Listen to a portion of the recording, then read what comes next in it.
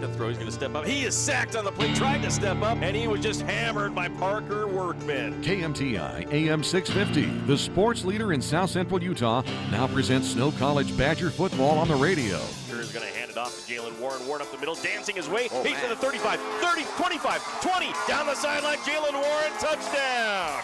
Now throws it out. It's going to be off the hands. Picked off by Snow. Back comes Ma'a Hall to the 25. Down the far sideline to the 35-yard line. Ma'a Hall with the pick. Braxton Kerr, play action. Back to throw. He's going to fire one across the middle. Has a receiver. Caught. Touchdown. What a pass. The Badgers score. Keyshawn McCoy with the reception. This sports broadcast is brought to you by sports-minded sponsors throughout South Central Utah. And now let's go live to the football field for live play-by-play coverage of the Snow Badgers on KMTI. And, of course, good afternoon and welcome to Yuma, Arizona at Arizona Western Community College. Actually, we're at Gila Ridge High School where the Arizona Western Matadors play from Arizona College and Arizona Western College. And, of course, the Snow College Badgers visiting here in Yuma, Arizona on a very hot day. Sunny skies, not a cloud in the sky, and temperatures around 90 degrees. After the hurricane that came through here a while ago and had cooler temperatures here in Arizona, it's gone back to hot. It's kind of like a heat wave. Welcome to our broadcast here on the Mid-Utah Radio Sports Network, Centricom Channel 10. Mike Trainer, Randy Keetle with you on our Snow College pregame show. You know, Snow College ranks among the nation's top 10 in student success. Turn on your education. Go to snow.edu. Randy, another great matchup in WSFL action. The Western States Football League has the Arizona Western Matadors, ranked number 11 in the country, taking on the 8th-ranked Snow College Badgers. Yes, it is, Mike. Great to be here with you, Mike. Fantastic day here in southern Arizona. You're right about the weather. It's been dialed back up to the normal range in the low 90s here. So what a great afternoon for football. Between a couple of ranked teams, it should be a great contest this afternoon. That it should. The Arizona Western Matadors on the season are 5-2. They're 3-1 in Western States Football League action. They have won 3 in a row. In that 3-game winning streak, they beat Glendale Community College 32-24 and knocked off Scottsdale in Scottsdale 37-19. And then walloped the Phoenix Bears here on their home field 48-7. In that game, John Oliver, 19 rushes for 183 yards and 2 touchdowns. Kendon Walker had 161 yards rushing and 2 touchdowns. And Logan Bird, 11 of 16 for 106 yards and a touchdown in that victory for the Arizona Western Matadors. Yeah, what a great game that was, and it was, in the evening, so it was a little bit cooler temperatures, even though it was a couple of weeks ago. But it's really warm here today, Mike, and that could be a factor in today's football game. Well, the good thing about being warm down here is we're in a nice air-conditioned booth, so that's not bad at all. The Snow College Badgers on the season are 6-1 overall. They're ranked number 8 in the country. They're 3-1 in conference play as well. They're tied with Arizona Western for 3rd place in the league right now. The Badgers have won 3 straight. In that 3-game winning streak, they beat Phoenix 62-6, knocked off Mesa 63-21, and defeated Glendale at Glendale 66-6 in that football game. So the Badgers back-to-back-to-back 60-plus point games against their opponent. In that game against the Glendale Gauchos, where they won 66-6, it was a fantastic showing for Jalen Warren, 217 yards, 2 touchdowns on the ground. Also in the game, Braxton Kerr was 13 of 18 for 142 yards, 3 touchdowns, and 1 interception. And Derek Wright had in the game had 4 catches for 37 yards and a touchdown. Kevin Wright had a catch for 40 yards and a touchdown in the game. So fantastic showings for the Badger team. Yeah, it really has been. The offense is clicking, averaging 60 points a game this year, and last 3 games exceeding that. So they're really starting to come into their own in terms of scoring points. And I think Coach talked about this at the Glendale game, how important it is for them to get a fast start as they begin the football game. So we'll look for that as kind of one of the keys this afternoon, is how quickly can they start against this Arizona Western football team. All right, it's the Snow College Badgers taking on the Arizona Western Matadors here in Yuma, Arizona. We'll take a break on the Snow College pregame show. Snow College has assembled some of the best quality, most affordable and flexible offerings in online education. Visit snow.edu. We'll have interviews with both coaches coming up next. Tom Minnick of the Arizona Western Matadors. Then we'll interview Paul Peterson of the Snow Badgers when we come back on the Mid-Utah Radio Sports Network and Centricom Channel 10. Campus life at Snow College is awesome. On our small, friendly residential campus, you can participate in fun student life events join student clubs, and cheer on our nationally ranked athletic teams. And if you want adventure, you can find about every outdoor activity imaginable just minutes from campus. Come check out Snow College and see why it's one of the best two-year schools in the nation at snow.edu. You've seen Zions Bank's name at sporting events, performances, and fundraisers. We're just about everywhere. Your children and grandchildren see Zions dedicated employees in their classroom, teaching them how to save. We do all this because we have skin in the game. We support South Central Utah because we live and work here too. So we're as committed to this community's future as you are. When it comes to choosing to bank at Zions, rest assured you're selecting a company dedicated to bringing value to South Central Utah's businesses, individuals, and families. ZionsBank.com, member FDIC. Robinson Transport is a major part of the central Utah economy by hauling supplies to maintain the energy needs of Utah and surrounding states. The management extends a sincere appreciation to all of their drivers for their hard work and dedication. Robinson Transport fully supports the education of our area youth and their participation in athletic competition. Should you need any construction equipment, topsoil, gravel, or concrete work, remember Robinson Transport of Salina, a proud sponsor of this sports broadcast. My name is Richard Anderson. I'm one of the general surgeons working at Central Valley Medical Center in Nephi, Utah. My trajectory was not into surgery at first. I decided to become a research scientist, but I had no opportunity to work with people. Since moving to this area, I have made lasting friends, lifelong friends, and I have enjoyed providing the same sort of quality surgical care that they can obtain in Salt Lake or Provo, but with more prompt and certainly more personal service. CO Building Systems in Ephraim manufactures a complete line of pre-engineered metal buildings of all sizes. Plus, they are your headquarters for custom metal roof and wall panels for your home or business, including all trim and accessories. All of their roof and wall panels are available in several gauges and over 20 different colors. For a free cost estimate or more information, contact CO Building Systems in Ephraim, 800-262-5347. That's 800-262-5347. Online at cobuildings.com. You're listening to Snow Badger Sports on KMTS. Welcome back once again on the Mid-Utah Radio Sports Network, Centricom Channel 10. Arizona Western Matadors hosting the Snow College Badgers here in Yuma, Arizona. I'm with Tom Minnick, head coach of the Arizona Western Matadors. Coach, thanks for being with us. Thank you very much. Great. Talking to one of the class acts of the WSFL and actually the nation, as you won a national championship at Joliet as well. So you've had your tours around the country, haven't you? We have. It's been nice to be out here, though, for 11 years. Get rid of that snow. You had to play in the snow there when you won that, didn't you? Yeah. No, actually, it was down in Georgia, so it was nice. It was down in Georgia. So, yeah, it's been nice out here just because of the weather. Great. So you won that national championship. You played for a couple national championships here at Arizona Western. What's gone into your success here in Yuma? We stay together. There's 4 coaches here that stay together since I've been here. That's part of it, and just recruiting good kids. Kids that can play. In the past 2 years we've been loaded, and I don't know about this year, but the 2 years before this that we've played for the national championships, we've been really good. But it's one of those years that, you go through. Hopefully we can end it with, 3 straight wins, but it's going to be tough because 3 great opponents in front of us. Talk to me about your team offensively, defensively. What makes you guys pretty sound? Well, getting the quarterback in, we got him late from the first game when we played Nîmes. He's grown here after, he sat out for 2 years, and now he's coming in his own, so that's helped us out lately. Our freshman running backs doing really well, and our freshman receivers. We're kind of young on offense. Defensively, we're we only had one kid, which was actually 2 kids, 2 DBs that were returning. They're all new. Now some of them are transfer kids and some of them are freshman kids, but and kids from last year that didn't play a whole lot. So that's been a work in progress. They've been getting better and better every week. So we usually get better as the year goes on, and it's happening right now, so which is good. All right. As you take a look at Snow College, what they have on their side of the ball, what are some keys for a Matadors victory?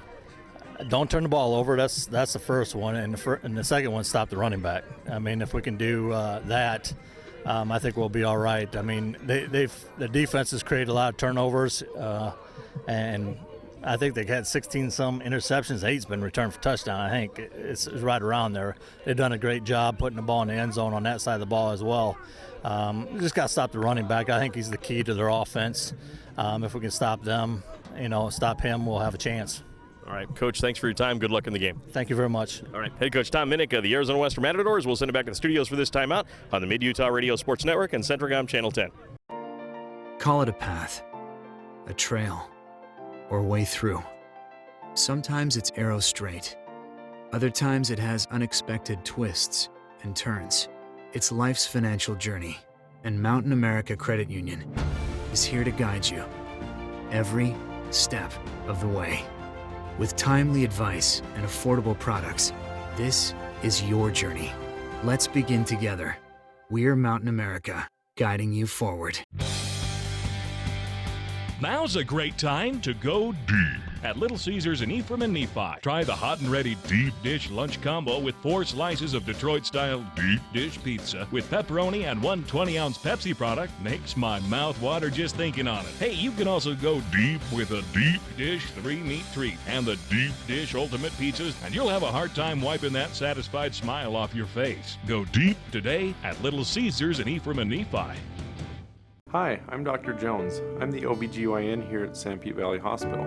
I specialize in obstetrical care, including low and high risk deliveries, as well as gynecologic care using the latest techniques and minimally invasive surgery. After working in a busy Southern California hospital for the last 4 years, it's nice to bring my family back to rural Utah and serve the San Pete Valley and surrounding area.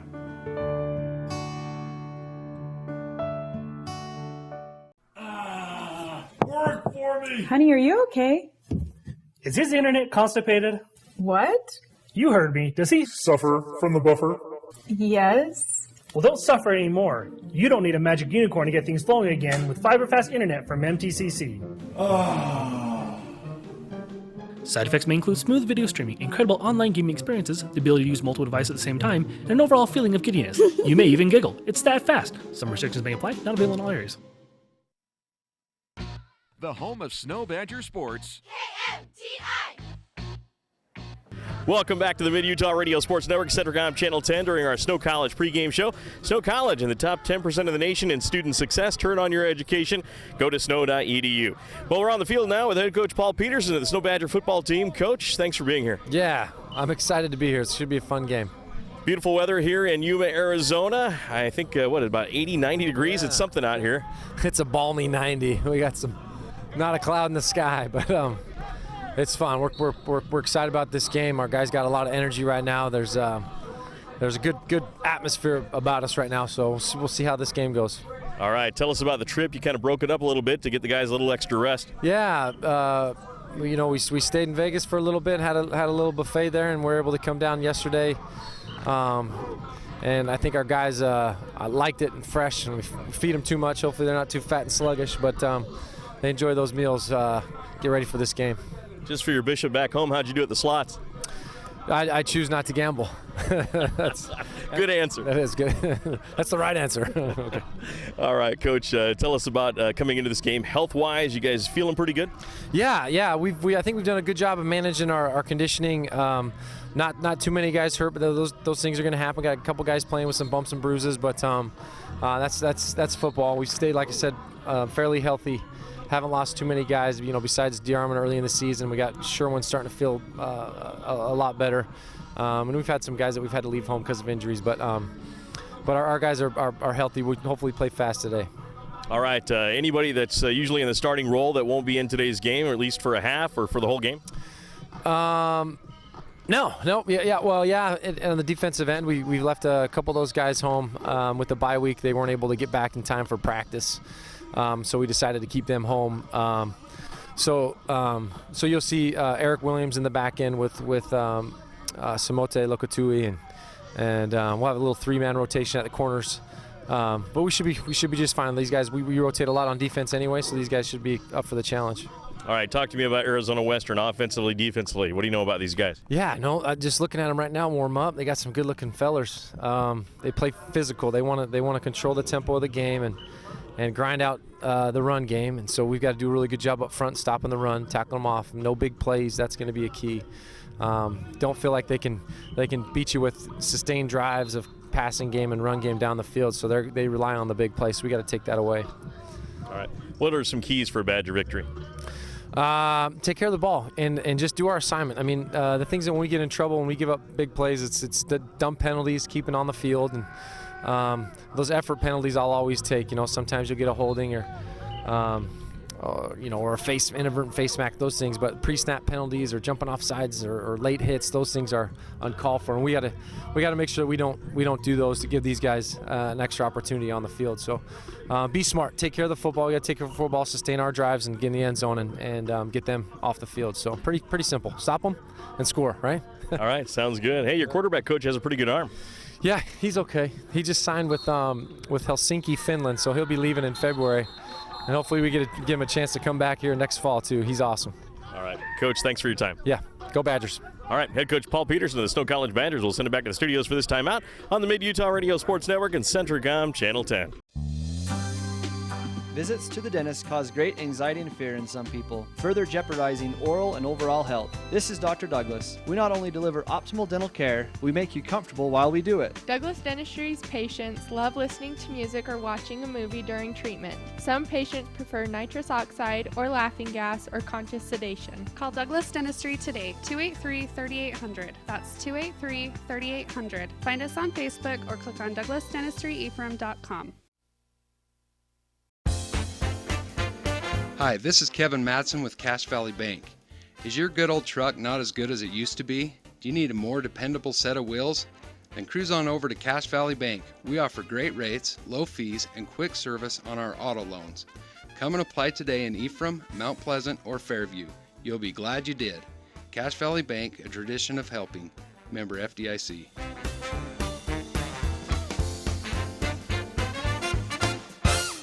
Norbest LLC, based in Moroni, Utah, is a fully integrated turkey producing and processing operation and has been for over 85 years. Now with sales of over $125 million each year. Norbest continues as a major employer in South Central Utah, employing over 500 local residents in their various divisions, including the feed department, processing plant in Moroni and Salina, hardware store, and Nutrimulch division. For the turkey product line, see details and recipes at norbest.com. San Pete Steel in Moroni was founded in 1994 and is one of the major steel construction companies in the Intermountain West, specializing in structural steel fabrication and erection. San Pete Steel's impressive portfolio includes the Hale Theater in Sandy and structures on the campuses of the University of Utah, BYU, and UVU. San Pete Steel in Moroni, where their motto is done right and on time, at 685 East Main in Moroni. Call 800-261-1026, 800-261-1026, or sanpetesteel.com. This is Snow College Sports Action on KMTI. Welcome back once again on the Mid-Utah Radio Sports Network, Centricom Channel 10. Mike Trainer, Randy Keetle with you as the 8th-ranked Snow College Badgers are visiting the 11th-ranked Arizona Western Matadors here in Yuma, Arizona. And the Badgers, of course, wearing their white uniforms with orange pants and blue helmets. And the Arizona Western Matadors wearing their gray pants, gray shirts with, of course, burgundy numerals and their burgundy helmets as well, as the captains from both teams are about ready to meet at the 50-yard line. We'll also have our national anthem, of course, here at Veterans Memorial Stadium here in Yuma, Arizona, a joint field that Gila Ridge High School and Arizona Western's Matadors play their games. Of course, Friday night games for the high school, Saturday for the college. And, of course, that's what we'll have today is the college action, the WSFL game of the week, if you will. As we take a look at the standings, Eastern Arizona in first place at 4-0. Pima Community College is in second at 3-0. And then Snow College and Arizona Western tied for third at 3-1. And then in fifth place is Mesa at 1-2. And then after that, you've got Scottsdale at 1-3, Glendale at 0-4, and Phoenix also at 0-4. And, of course, the Badgers have Braxton Kerr out there as one of their captains. Parker Workman is also out there. Jalen Warren, the running back, And, of course, one other Badger as well out there for the tip. Let's take a look at our sponsors for our broadcast. Zions Bank, Robinson Transport, Central Valley Medical Center, Centricom Channel 10, Cache Valley Bank, Sanpete Steel, Snow College, Norbest LLC, Little Caesars, Mountain America Credit Union, Intermountain Sanpete Hospital, Manti Telephone, CO Building Systems, and Douglas Dentistry. Our Snow College pregame show. Don't forget to get a quality education that's affordable and fun at Snow College. Visit snow.edu. We appreciate Snow College for sponsoring that. Randy Keatle will keep an eye on our opening toss while we talk about some of our sponsors for the game, including Mountain America Credit Union, sponsoring our In Zone and our stats. Show your school pride with a Snow College debit card from Mountain America Credit Union, available now at the Ephraim branch. Mountain America Credit Union, guiding you forward. Visit macu.com. Also, Central Valley Medical Center will sponsor our scoreboard. CVMC has added a full-time pediatrician and also an OBGYN. Of course, Dr. Gordon Duvall is the pediatrician, and Reed Skinner is the new women's health doctor. Call 623-3000 for more information, 623-3000. Our player of the game is brought to you by Little Caesars. For fresh pizza fast, make a pit stop to Little Caesars in Nephi and Ephraim. They award a $5 large pepperoni or cheese pizza to the Badger player of the game. We'll also have our Sanpete Steel Man of the game, brought to you by Sanpete Steel. Given to a player who makes a tough, gritty play that changes the momentum of the game. Sanpete Steel, done right and on time. Of course, the Badgers across the field are getting ready for their patented haka to their fans. Kind of a spattering of fans this time. Usually, Snow College has a good travel contingency of fan base, but not many fans in the stands today, Randy. Well, not yet, Mike. It's still a couple minutes here before kickoff, but yeah, there's kind of few and far between fans here today. But you felt the energy from Coach Peterson talk about how excited he was to be here. We've seen that in the team as they've warmed up here this afternoon. They're ready to play this football game, kind of a playoff atmosphere. Both of these teams control their destinies, and should be a great contest here as Snow is going to kick off with Arizona Western receiving the football. All right, and that is, of course, where we'll be. How did the toss go? Who on the toss on that? Do you remember? It looks like Snow won. They deferred, and, of course, Arizona Western will get that football here to open the game, and that'll be great as we get ready to enjoy the national anthem. All right, we'll take a break here on the Mid-Utah Radio Sports Network at Centricom Channel 10. We'll be right back.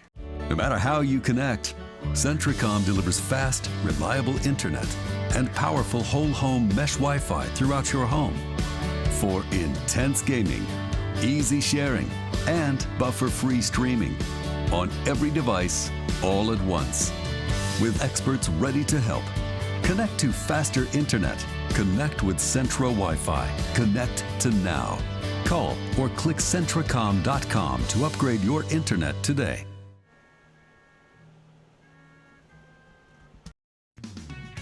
Campus life at Snow College is awesome. On our small, friendly, residential campus, you can participate in fun student life events, join student clubs, and cheer on our nationally ranked athletic teams. And if you want adventure, you can find about every outdoor activity imaginable just minutes from campus. Come check out Snow College and see why it's one of the best two-year schools in the nation at snow.edu.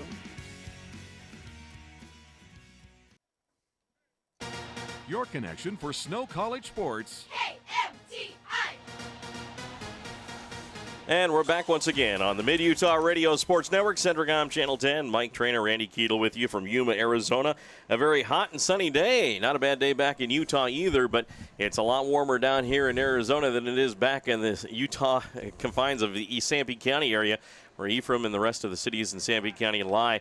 It's about 90 degrees here, and boy, we're sure fortunate we're in the air-conditioned booth. Yeah, it feels really good up here, Mike. But as you look down on the field, you talked about how the high school game was played here last night, and the field actually looks pretty good. Not a lot of bare spots, even though you might expect that here in Arizona, but should be just a great place to play, and Snow getting ready to kick off, and you can kind of feel almost like a playoff game here, as we talked about. Both of these teams winning today, they really do control their own destiny later on in the season. Back to receive for the Matadors, Troy Vaughn Johnson, the 5'9", 155-pound freshman from St. Petersburg, Florida, and also Dallas Daniels on the near side, 6'1", 180, a freshman out of Dayton, Ohio. For the Badgers, it'll be James Baird kicking off. The Snow Badger hails from Northridge, Utah. 5'9", 170 sophomore approaches the ball and boots it away. And there it goes, end over end. Going to be fielded at the 6-yard line, being brought back by Dallas Daniels. Goes to the far side of the 20-yard line, being tracked down, gets away, 35. He's down to the 40-yard line, and he gets taken down on the far sideline. A fantastic return by the Matadors, Dallas Daniels. Yeah, he really made a nice move to the far side of the field. Number 30, Pedro Green, had an opportunity to get him, but just couldn't quite reach his feet as he was able to cut outside, pick up a nice gain on the return. So he makes it to the 42-yard line of the Arizona Western Matadors. That's where Arizona Western will start off, first down and 10. Their quarterback is Logan Bird. He comes out and is ready.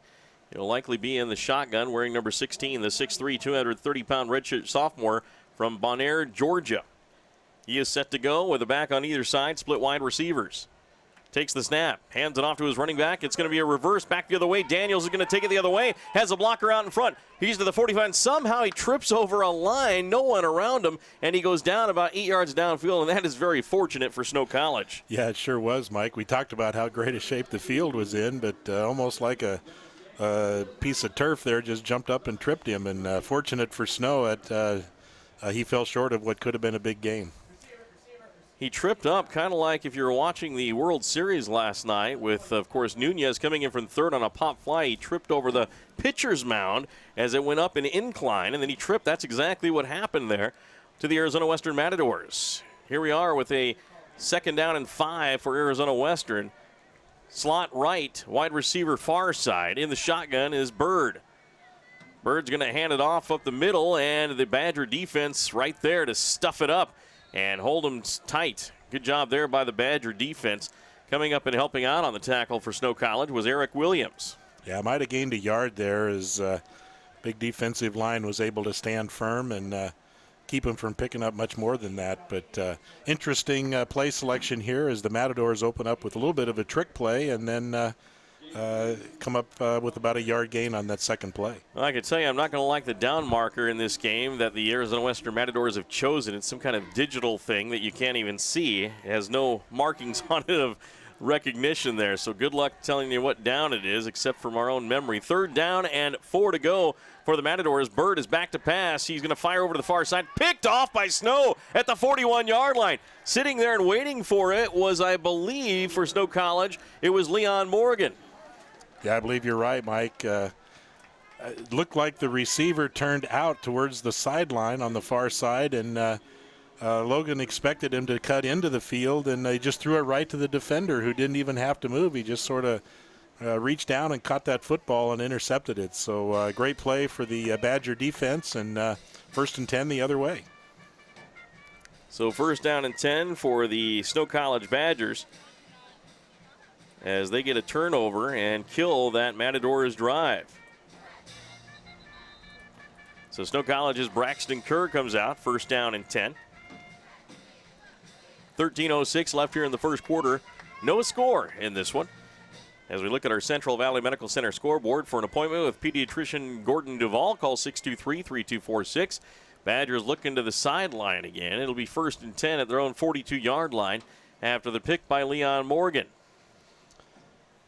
Well, it looks like they're trying to adjust that down marker or that down indicator, and you're right, Mike. We can't see it here from this far side, and it looks like even the players on the field can't see it either. They've taken a plastic covering off of it. There you go. Looks like they've turned it on now, and we can at least see that it's first down. That we know. If you're going to get the technology that's going to work with a digital down marker, you got to learn how to turn it on and take the plastic off. Take the plastic cover off. Yeah. Now we can see the number at least on the far side. It's first down with the one as they flip the lights on the device. You can see it just light up. Works just like that cell phone does, doesn't it? Definitely. Two wide receivers in tight on each side. There's the handoff to Jalen Warren coming to the near side of the 40, 45-yard line. Gets outside of the 50 and then barrels his head into a tackler and picks up another yard, about a 9-yard pickup for Jalen Warren. Yeah, the head coach of Arizona Western talked about how Jalen Warren was the key to the Snow Badger offense, and he certainly was on that play as they open up this drive. He just barreled over a tackler. Badgers now with a second down and 1. Handoff to Warren again, goes over right tackle, gets jumped on from behind and taken down on a nice tackle by the Arizona Western Matadors defensive line there. Yeah, it looked like that was number 55, freshman defensive tackle Ryan McLean out of Albuquerque, New Mexico.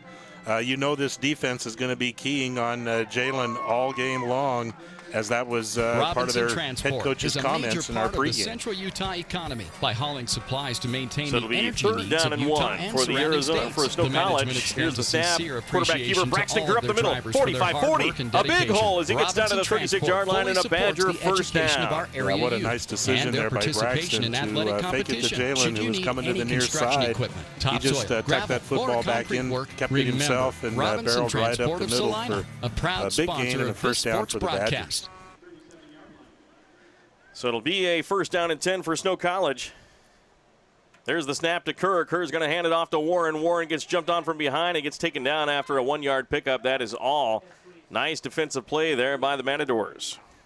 Yeah, good play. They've got some interesting stunts happening up front here. If you look at their sometimes 3 or 4 down linemen, each of them are moving around a lot. They're trying to confuse the Snow College offensive line.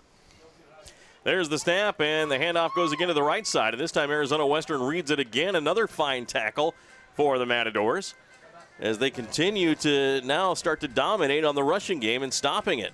Yeah, it looked like that might have been number 35, Xander Carmichael, 6'2 freshman linebacker out of Ohio. Very active here as the defensive front moves around, again trying to confuse that Snow College front line.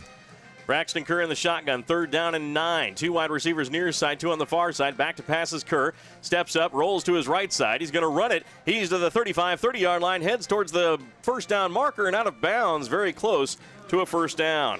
Yeah, it looks like he didn't get a real favorable spot there. He could see where he needed to get to, and looked like he stepped out of bounds about a yard shy of that marker. So the Badgers now 4th down and 1, decision time for Paul Peterson and the Snow Badger offense. They may go for it here. A little too close to punt, too far for a field goal. The Badgers will take it. There's the pitch over to Jalen Warren, right side. He cuts upfield, has the first down. He's to the 20-yard line, to the 15-yard line, still on his feet, cuts to the middle of the field, to the 5-yard line, and tackle to the 4-yard line. A touchdown-saving tackle by Elijah Blades. Yeah, what a nice move by Jalen. He just kept going further outside and then cut it back into the inside here and took a couple of stutter steps and managed to avoid tacklers almost into the end zone, and that, like you said, Mike, touchdown-saving tackle here. Badgers with their no-huddle offense, 3 wide receivers right side. There's a pass out and a screen pass. That's going to go out of bounds. That was a lateral. That was live, and that could have gone for a touchdown the other way, but fortunately for the Badgers, it goes out of bounds. Yeah, that was one of those really, really lucky plays that the ball had enough zoom on it to get out of bounds, and fortunate for the Badgers that there was no defensive person out there to pick that ball up. It looks like a penalty marker must have been thrown as the Badgers are moved back to the 11-yard line now. I didn't see the flag, but it's second down. I think that's just where the ball sailed out of bounds. Oh, that's right. Trips into the right side. Back to passes Kerr. Throws down to the 5-yard line. Caught there by Derek Wright, and then he's tackled quickly out of bounds. Nice play there by the Matadors to keep it from the end zone. Yeah, this is a really important series here for the Badgers as they have a chance to open up here on their opening drive and get into the end zone and score some points quick. That's always important as you want to start fast, and particularly important for Snow College to do that. No score here with 9:40 left here in the first quarter of play. Badgers knocking on the door for a 3rd down and goal.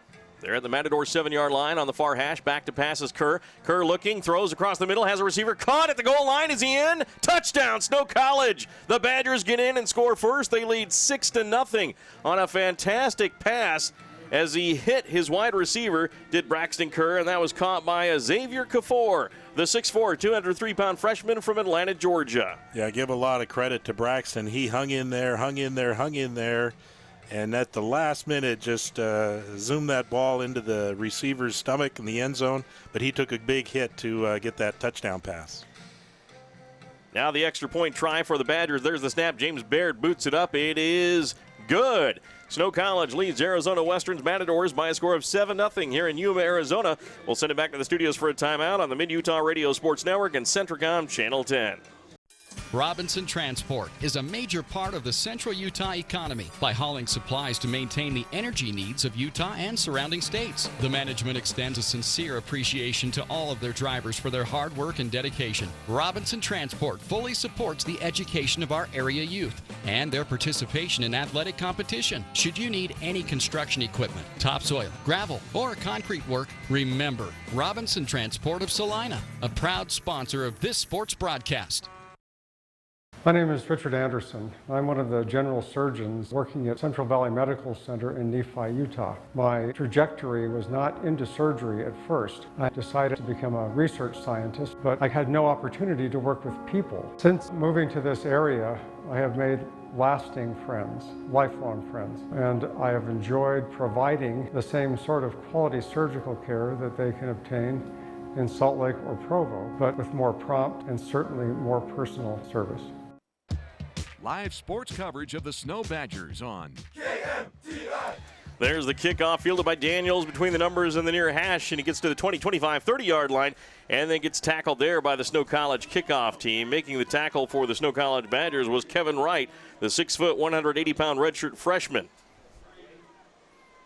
Yeah, real nice conversion there by the Badger offense to capitalize on that turnover, the interception by the Badger defense, able to march down the field, put it in the end zone, and get a nice fast start here to this football game for the Badger offense. So Snow College leads 7-0 on a touchdown pass from Braxton Kerr to Zay Kafour. Now the Arizona Western Matadors' Logan Bird with three wide receivers hands it off, and slipping in the backfield and falling was his running back. Actually, it was the wide receiver on the near side that tried to take the handoff, and he tried to stop on a dime and just slipped down. That field is in poorer condition than I think we believe. Yeah, it looks pretty good from up here, but again, we're quite a little ways away. But we've seen two now, two Matadors slip and lose traction and fall, and back the offense up here for about 2nd and 15. Let's hope that we don't see that slipping on the Badgers side. So that'll be, as you mentioned, Randy, 2nd down and 15 from the Matadors' 25-yard line. A back on either side of Bird in the gun. Split wide receivers trailing 7-0 to the Snow Badgers. Bird is back to throw. Here comes the rush. He's going to fire it out. It's going to be a screen pass to the near side to the 20, 25, 30-yard line to the 35-yard line, and tackled by, of course, the Snow College Badgers linebacker Sherwin Lavaca, the 6-foot, 204-pound sophomore from Kearns, Utah, but a pickup of about 11 yards. Yeah, it was a really nice block outside here by big number 79, Carter Habich. The freshman offensive lineman from Monroe, Washington, really put the key block that enabled their back to pick up the yardage here and get back most of that loss, and plus enough to face second and short here. Sorry, 3rd and short. 3rd down and 4 for the Matadors. Two wide receivers on either side. The Badgers jumped off sides. The ball is fumbled and taken by the Matadors back at the 26-yard line, but this will come back, and they'll get a first down on the offsides by the Snow defense. Yeah, they sure will, and those were the kind of pre-snap penalties that Coach Peterson was talking about in the pregame, that you really need to avoid those, especially when you've got them 3rd down, and now with the penalty brings up a first down, and so they convert on that, and just an unfortunate event for the defensive lineman jumping off sides. Leon Morgan with an interception to start the game for the Badgers, and then the Badgers get a touchdown pass from Braxton Kerr to Xavier Kafour for the touchdown. Extra point by Barrett Good, and the Badgers lead 7-0. Right now, it's 1st and 10 for the Matadors. Their own 41-yard line, near hash. Back to pass with 4 wide receivers. Throws to the back out of the backfield. Incomplete. Overthrew his receiver on the far side. Got hit and taken down by Parker Workman in the backfield. Yeah, Workman just really laid it on number 16, Logan Bird. He pointed at him, saw him coming on the blitz, and Workman just let him have it. And I think that had a great impact on the throw. He was trying to get rid of it to avoid that sack. Samote Lokotui in the game. On the near side is a defensive back. Also coming out there for Snow College is Trace Tupe. 2nd and 10 for the Matadors. Their own 41-yard line. Split backs on either side of Logan Bird. Bird's going to hand it off to the back to the near side. He is stopped cold by the Badger defense after a 1, maybe 2-yard gain on the play. Stopping the play for the Snow College Badgers. A fantastic job by Matthew Gotel. Yeah, big number 90 there was not fooled at all by that play. Just came from the far side of the ball right down the near side line here and made a great tackle and kept the yardage gain short. That'll bring up a 3rd down and 8 for the Matadors. Arizona Western trying to keep pace with the Badgers here as they trail 7-0. 2 wide receivers to each side. Bird in the gun with a back to his left. Now he resets the back to his right. Long cadence, takes the snap, drops back. Here comes the rush, steps up through the pressure, gets hit, gets away, throws downfield, caught for the first down at the 50-yard line, and then chopped down. But a fantastic job. Eric Williams, no, check that. That was number 6 for the Badgers, Tyler Hill on the tackle, but a nice reception there, I believe, by Trayvon Johnson. Yeah, and good movement by Logan Bird in the pocket. You know, he held the ball, he stepped up in the pocket, was able to see his receiver downfield, and even though they're just a little bit short here, it looks like they're going to bring out the punt team to try to pin the Badgers deep. But good recognition by Logan Bird in the pocket to make that completion. Well, a little hustle by the line judge for Arizona Western. I'm sure Tom Minnick's not happy about that. But that spot, according to our instant replay, looked like it should have been placed at about the 49 of Snow, and they placed it just shy of the first down. This may be an area where Tom Minnick runs a fake here on the Badger side of the 50-yard line. Well, that could be a good call, Mike. They've taken a timeout here to talk about it, and you want to play for field position, but you also want to be aggressive as well. So look for that punt fake. We know that a couple weeks ago the Badgers had some difficulty in Glendale fielding some punts, so maybe that's on the mind of the Matadors this afternoon. Arizona Western Matadors trail the Snow College Badgers 7-0 with 6:33 left here in the first quarter of play. The Matadors will send back their punter to kick this one away, and that will be Alec Fonseca, the 5'10", 180-pounder. He's a freshman. Alec Fonseca is back at his 36-yard line to punt it away. Leon Morgan at his 10-yard line to receive. And now we have a timeout by Arizona Western. Tom Minnick burning 2 timeouts here. We'll take a break here on the Mid-Utah Radio Sports Network, Centricom Channel 10. Call it a path, a trail, or way through.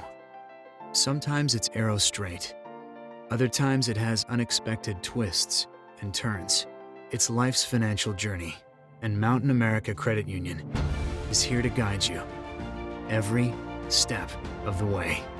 With timely advice and affordable products, this is your journey. Let's begin together. We're Mountain America, guiding you forward.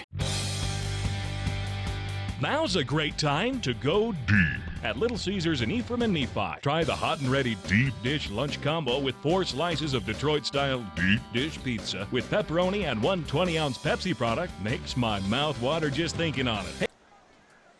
And they're taking the high school timeouts here in Yuma, Arizona. There's the snap.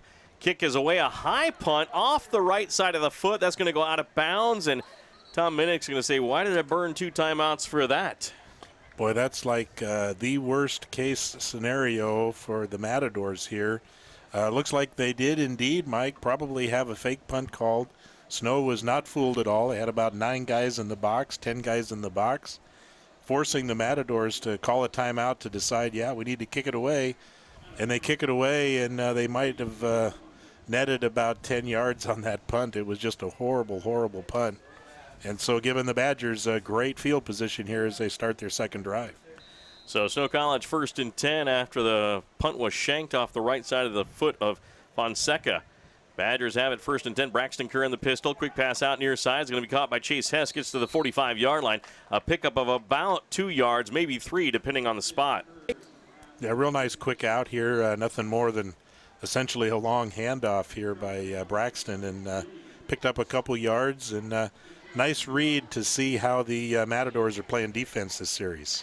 2nd down and 8 for the Snow College Badgers. 2 wide receivers to each side. Hand off to Jalen Warren going right side. Breaks through. Gets to the 50-yard line. Into Matador territory. The ball pops out. Matadors say they have it. It's a fumble recovery by Arizona Western.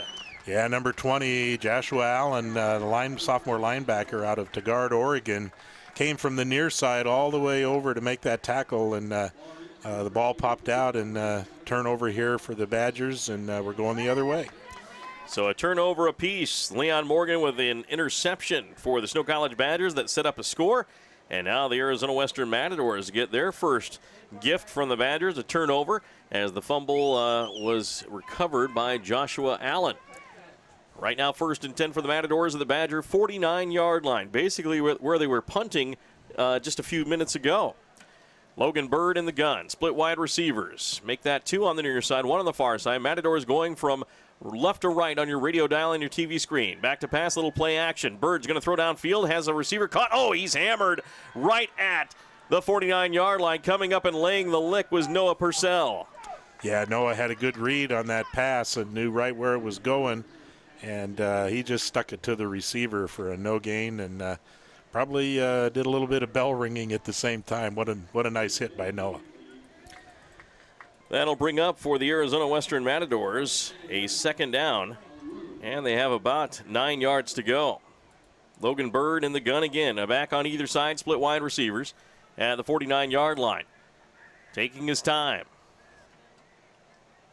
Still taking his time. Now takes the snap, hands it off, and up the middle goes the running back. Noah Purcell comes in, makes the tackle. The running back gets up to the 45-yard line for the Arizona Western Matadors, and that is all. It'll be 3rd down and long. Yeah, interesting that quarterback has taken that much time. You don't normally see that unless you're trying to draw the team off sides. It's pretty hard for those offensive, defensive linemen to stay in their stance like that, and that may be part of the strategy here by the Matadors as they look to draw the snow linemen off sides. So the Matadors now 3rd down and 6 to go at the Badger 45-yard line. Bird in the gun, 3 wide receivers far side, 1 near side, 1 on the far side in motion. Now goes back the other way. Bird has a lineman move, and that's going to be a 5-yard penalty for a 3rd down and long. Yeah, we just talked about how hard it is for these linemen to stay in the stance that long, and Bird is really demanding a lot of his offensive linemen to do the same, and that time the far tackle just jumped and offsides. 4:45 left in the first quarter. Snow 7, Arizona Western nothing. As we look at the Central Valley Medical Center scoreboard, Badgers have been into the Mountain America Credit Union end zone once. Mountain America Credit Union guiding you forward with affordable financial services and expert advice. Details at macu.com. 2 wide receivers to each side. Back on the left of Bird. Bird taking a long time on his cadence again. 3rd down and 11 from the 49-yard line. There's a pass out to the near side. Caught there by Daniels. He is wrapped up and tackled. Loco Tui comes up to finish him off, but the first one there for Snow College was Alton Jones Jr. Yeah, real nice pursuit here by the Badger defense.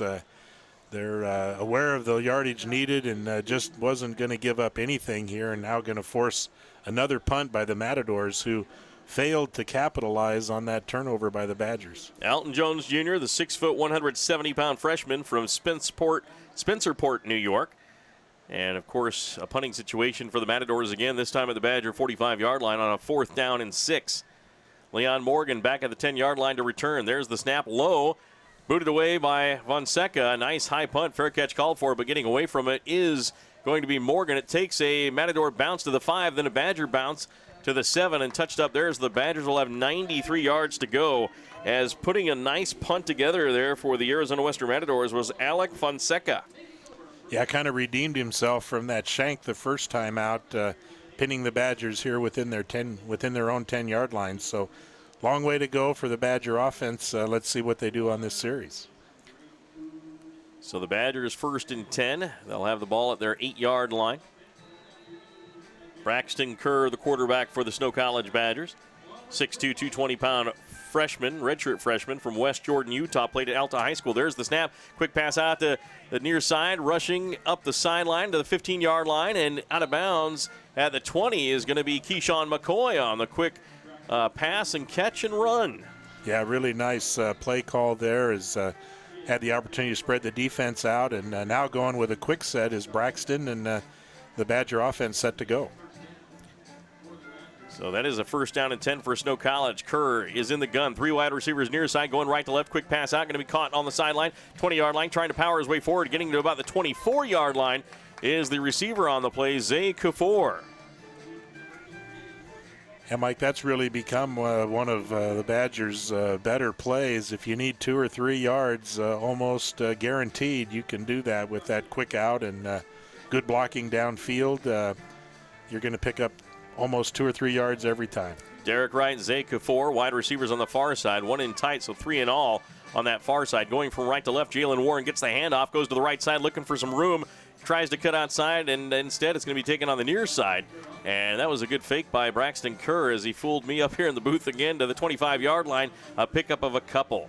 Yeah, fooled me as well. I was looking at the far side watching Jalen run like he had the ball, and he did not. And pickup of, I don't know, maybe 1 or 2 here, but brings up third and about 5 yards. Huh? Kerr in the gun, back to throw again, steps up, fires to the far side. It's going to be incomplete. Intended for Zay Kafour on that far side, and Arizona Western really reading these plays well as the Badgers aren't getting much yardage out of them. Now they'll be forced to punt. 4th down for Snow, 4th and 5, as Badgers have not thrown very many passes vertically. Yeah, I was looking at that. They had a couple of players downfield on this last play, almost like they're trying to see how the Matadors are going to cover it for the next series. But in the meanwhile, you're not converting, and so it brings up 4th down and got to kick it away. Weimer back to punt. High snap, gets up and gets it. He boots it away. A backward spinning kick and a bounce to the 50-yard line. Takes a Badger bounce to the 45-yard line inside the 40. And between the numbers and the near hash, touched up there by Ma'a Hall. So Arizona Western at their own 43-yard line will start off 1st and 10.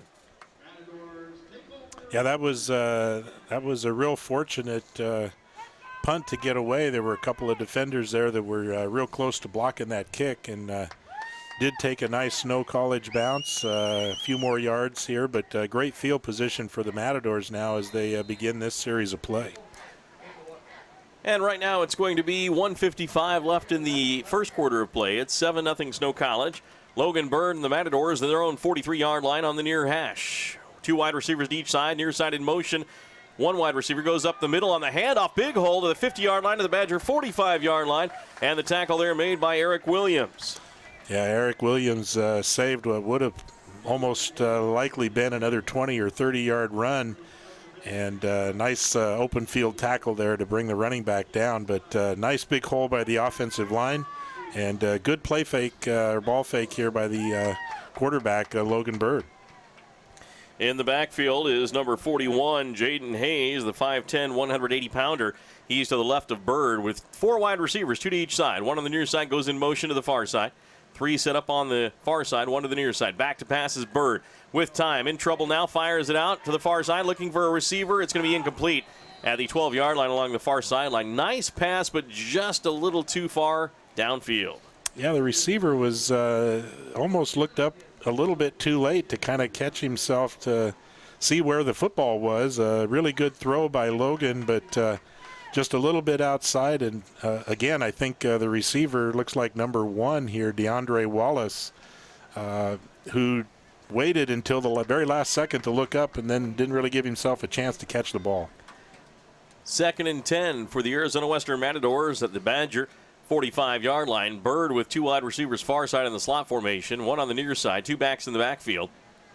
Logan Bird takes the snap. He's going to hand it off to his running back up the middle. Left tackle gets to the 40-yard line, close to the first down, and then tackled just a bit shy at the Badger 36-yard line. Another nice carry that time by Jaden Hayes. Yeah, it looks like he was tackled there by number 9, Caillou Neves, as he saved a big gain, even though they come up just short of the first down. Very good run through a big hole provided by the Matador offensive line. Brings up a 3rd and short for Arizona Western. Matadors trail Snow College 7-0 in the closing seconds of the opening quarter of play. Logan Bird with a back to his left. Split wide receivers, double tight. In motion, and then we have a lineman pulling a little early. That'll be a 5-yard penalty. You just hate that as a head coach, as you have the perfect play set up to get the first down, and you got a lineman that misses the count. Yeah, we actually had, looks like a wildcat situation here, but big number 52, Joe Bentley Keelani, out of Lakewood, Washington, that right guard pulling to the left side, just jumped and really messed up that play. So look for something a little bit different on this one, as Bird looks now to be set up as the quarterback here on this 3rd and 5 or 6 yard line, or 3rd and 5 or 6 to go. So 3rd and 6 for the Matadors at the Badger 41-yard line. Logan Bird with trips to the near side, wide receiver to the far side. His back goes in motion. We have a whistle and a stoppage in play. I'm not sure if a timeout was called by Snow, but we do have a timeout on the field. We'll take one as well. Snow College leading Arizona Western 7-0. I think this quarter just ended, and we'll switch sides of the field as the first quarter is in the books. We'll be back for second quarter action right after this on the Mid-Utah Radio Sports Network, Centricom Channel 10. You can also go deep with a deep dish 3-meat treat and the deep dish ultimate pizzas, and you'll have a hard time wiping that satisfied smile off your face. Go deep today at Little Caesars in Ephraim and Nephi. Hi, I'm Dr. Jones. I'm the OBGYN here at San Pete Valley Hospital. I specialize in obstetrical care, including low and high-risk deliveries, as well as gynecologic care using the latest techniques and minimally invasive surgery. After working in a busy Southern California hospital for the last 4 years, it's nice to bring my family back to rural Utah and serve the San Pete Valley and surrounding area.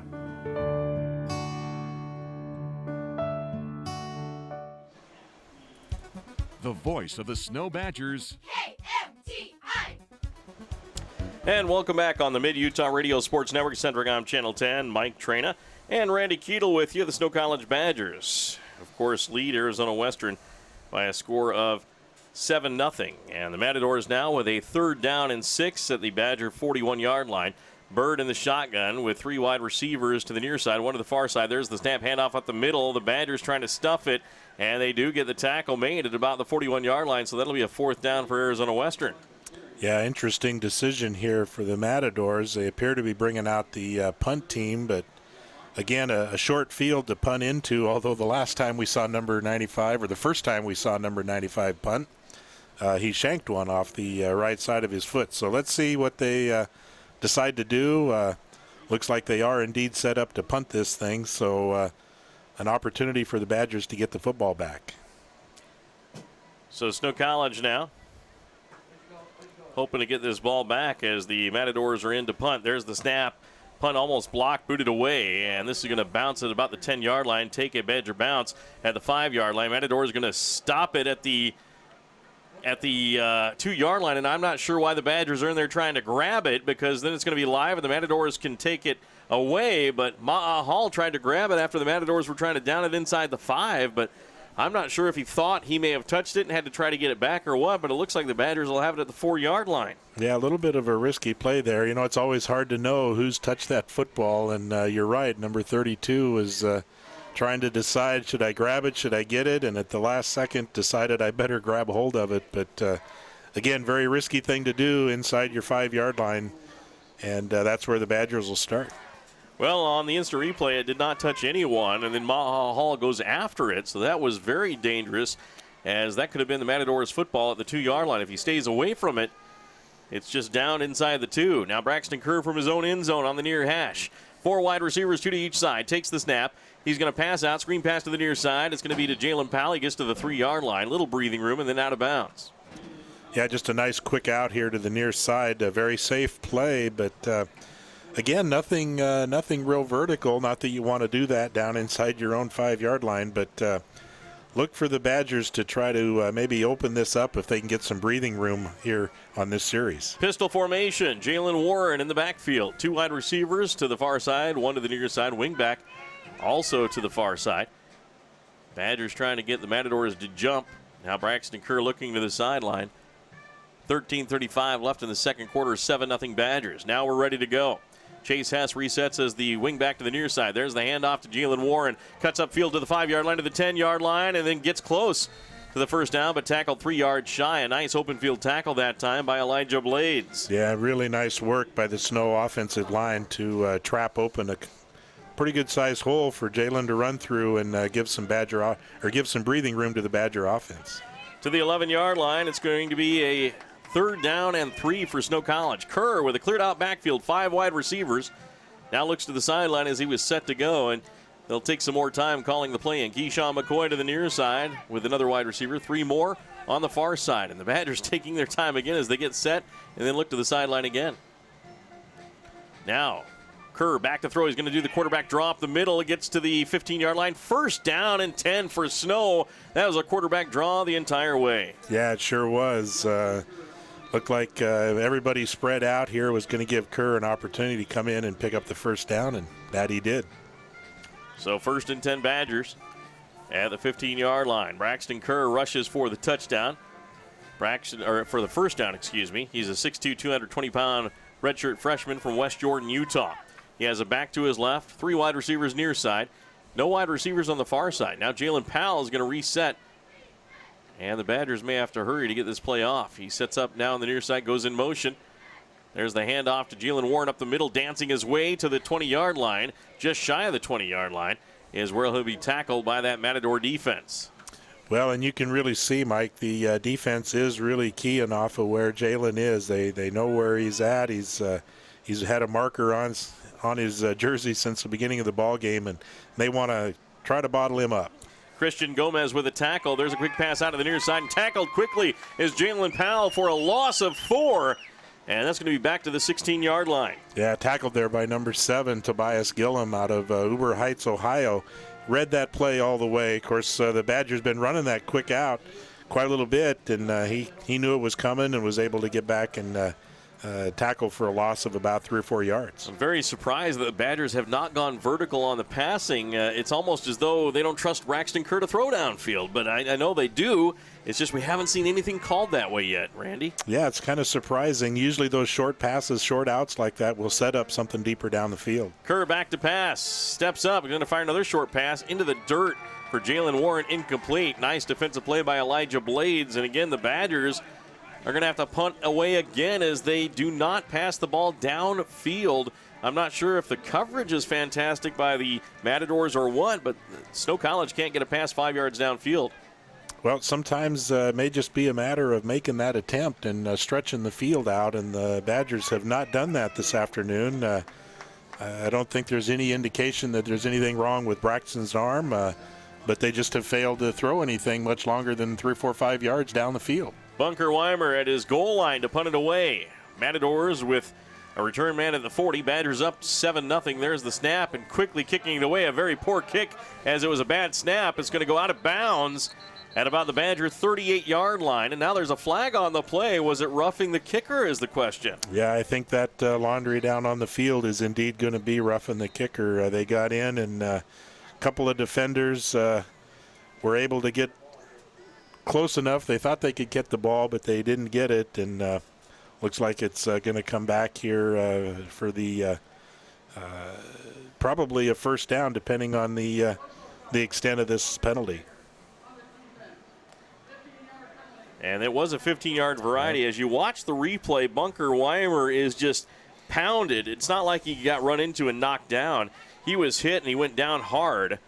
Got his legs chopped out from under him, so that is a 15-yard variety. Tom Minnick not happy about it, but you can't argue that his players did not touch the ball and they nailed the punter, and that is a 15-yard penalty. Yeah, sometimes, the defender gets blocked into the punter, and you can get some incidental contact there, but this one indeed results in a first down for the Badgers. First down and 10 for Snow. Quick pass out of the near side. Keyshawn McCoy gets the catch, goes down the sideline. He's to the 40-yard line, to the 45-yard line, and then flags fly on the play as he got close to the 50-yard line. And that's one of those wide receiver screens that worked very well for Snow College. Yeah, I was able to catch that ball. Looks like maybe somebody might have had a hold of his face mask as well as they were trying to bring him down on the tackle. And now the officials converge again. 2 penalties on the Matadors. They were getting the ball back with excellent field position at the Badger 38-yard line. And, of course, Tom Minnick probably more hot under the collar that one of his players committed that roughing the punter penalty when he had the ball at the Badger 38-yard line down by 7. Now they get a first down, and now they get a face mask, and they're all of a sudden in Matador territory. Yeah, these back-to-back, almost back-to-back penalties here. 30 yards tacked on to the Badger field position really becomes a big advantage on this series, and you can tell how hot Coach Minnick is here at the officials. He's jawing at every one of them and letting them know how he feels. First and 10 Badgers. Braxton Kerr stepping up. He's going to throw one downfield, looking for a receiver off the hands at the 5-yard line between the numbers of the near hash. Incomplete, intended for Jalen Warren, or Jalen Powell. Yeah, and the defender is, of course, signaling incomplete, but he was burned on that play as Powell got behind him. The ball was thrown just a little bit too high for him, but had that ball been another foot or so lower, had a nice completion for the Badgers. But first time to go downfield and almost an opportunity to convert it. 2 wide receivers on the far side, 2 on the near side. There's the handoff, goes to Jalen Powell. Powell tries to get to the corner, dodges a tackler, gets hit for a big loss back at the 36-yard line. A loss of 3 on the play. Yeah, there was just nowhere to run as the defense was able to stretch that play out and stop the running back here for a loss of about 3 yards or so. And real nice work by the Matador defensive-man. Cervantes Reed, the 6'3", 220-pound sophomore from Memphis, Tennessee, with the play. Brings up a 3rd down and 12 for Snow College at the Matador 36-yard line.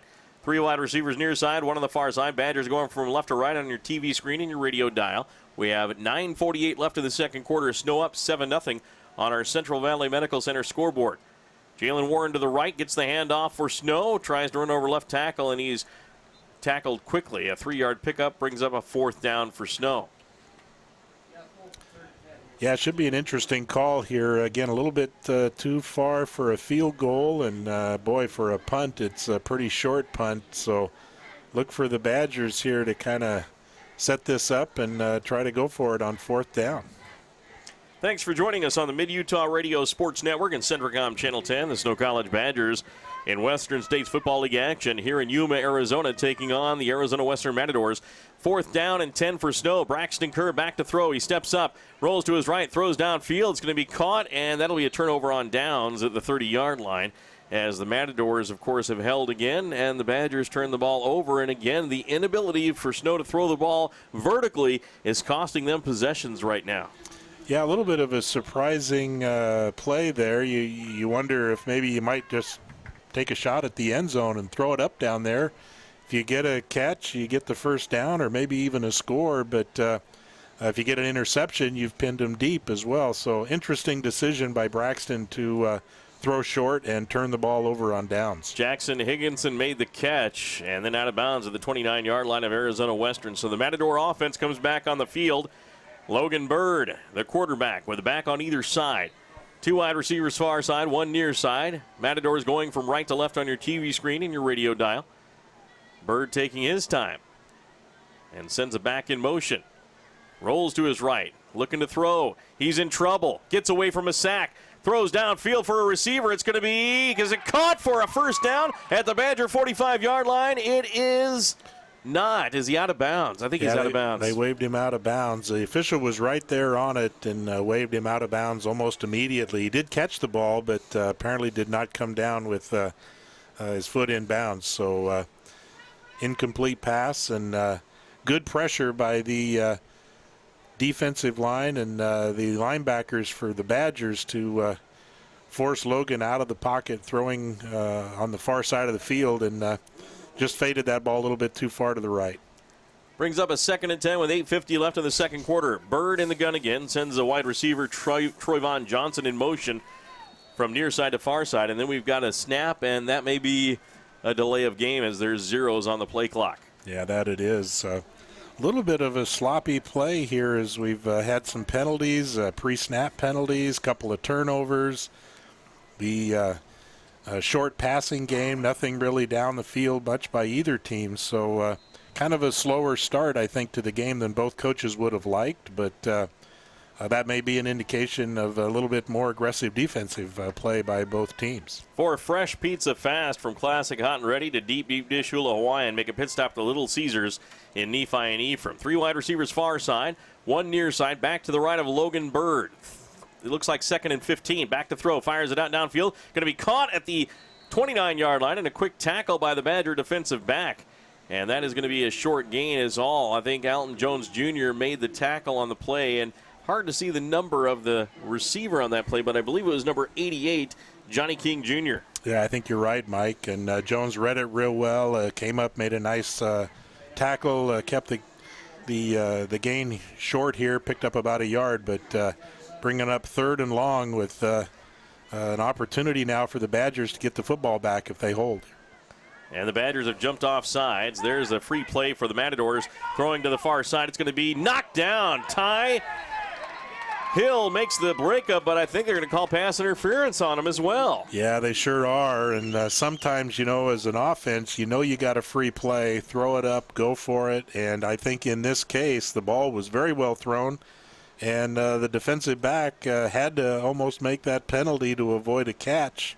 And now we're looking at 2 penalties here against Snow on this series.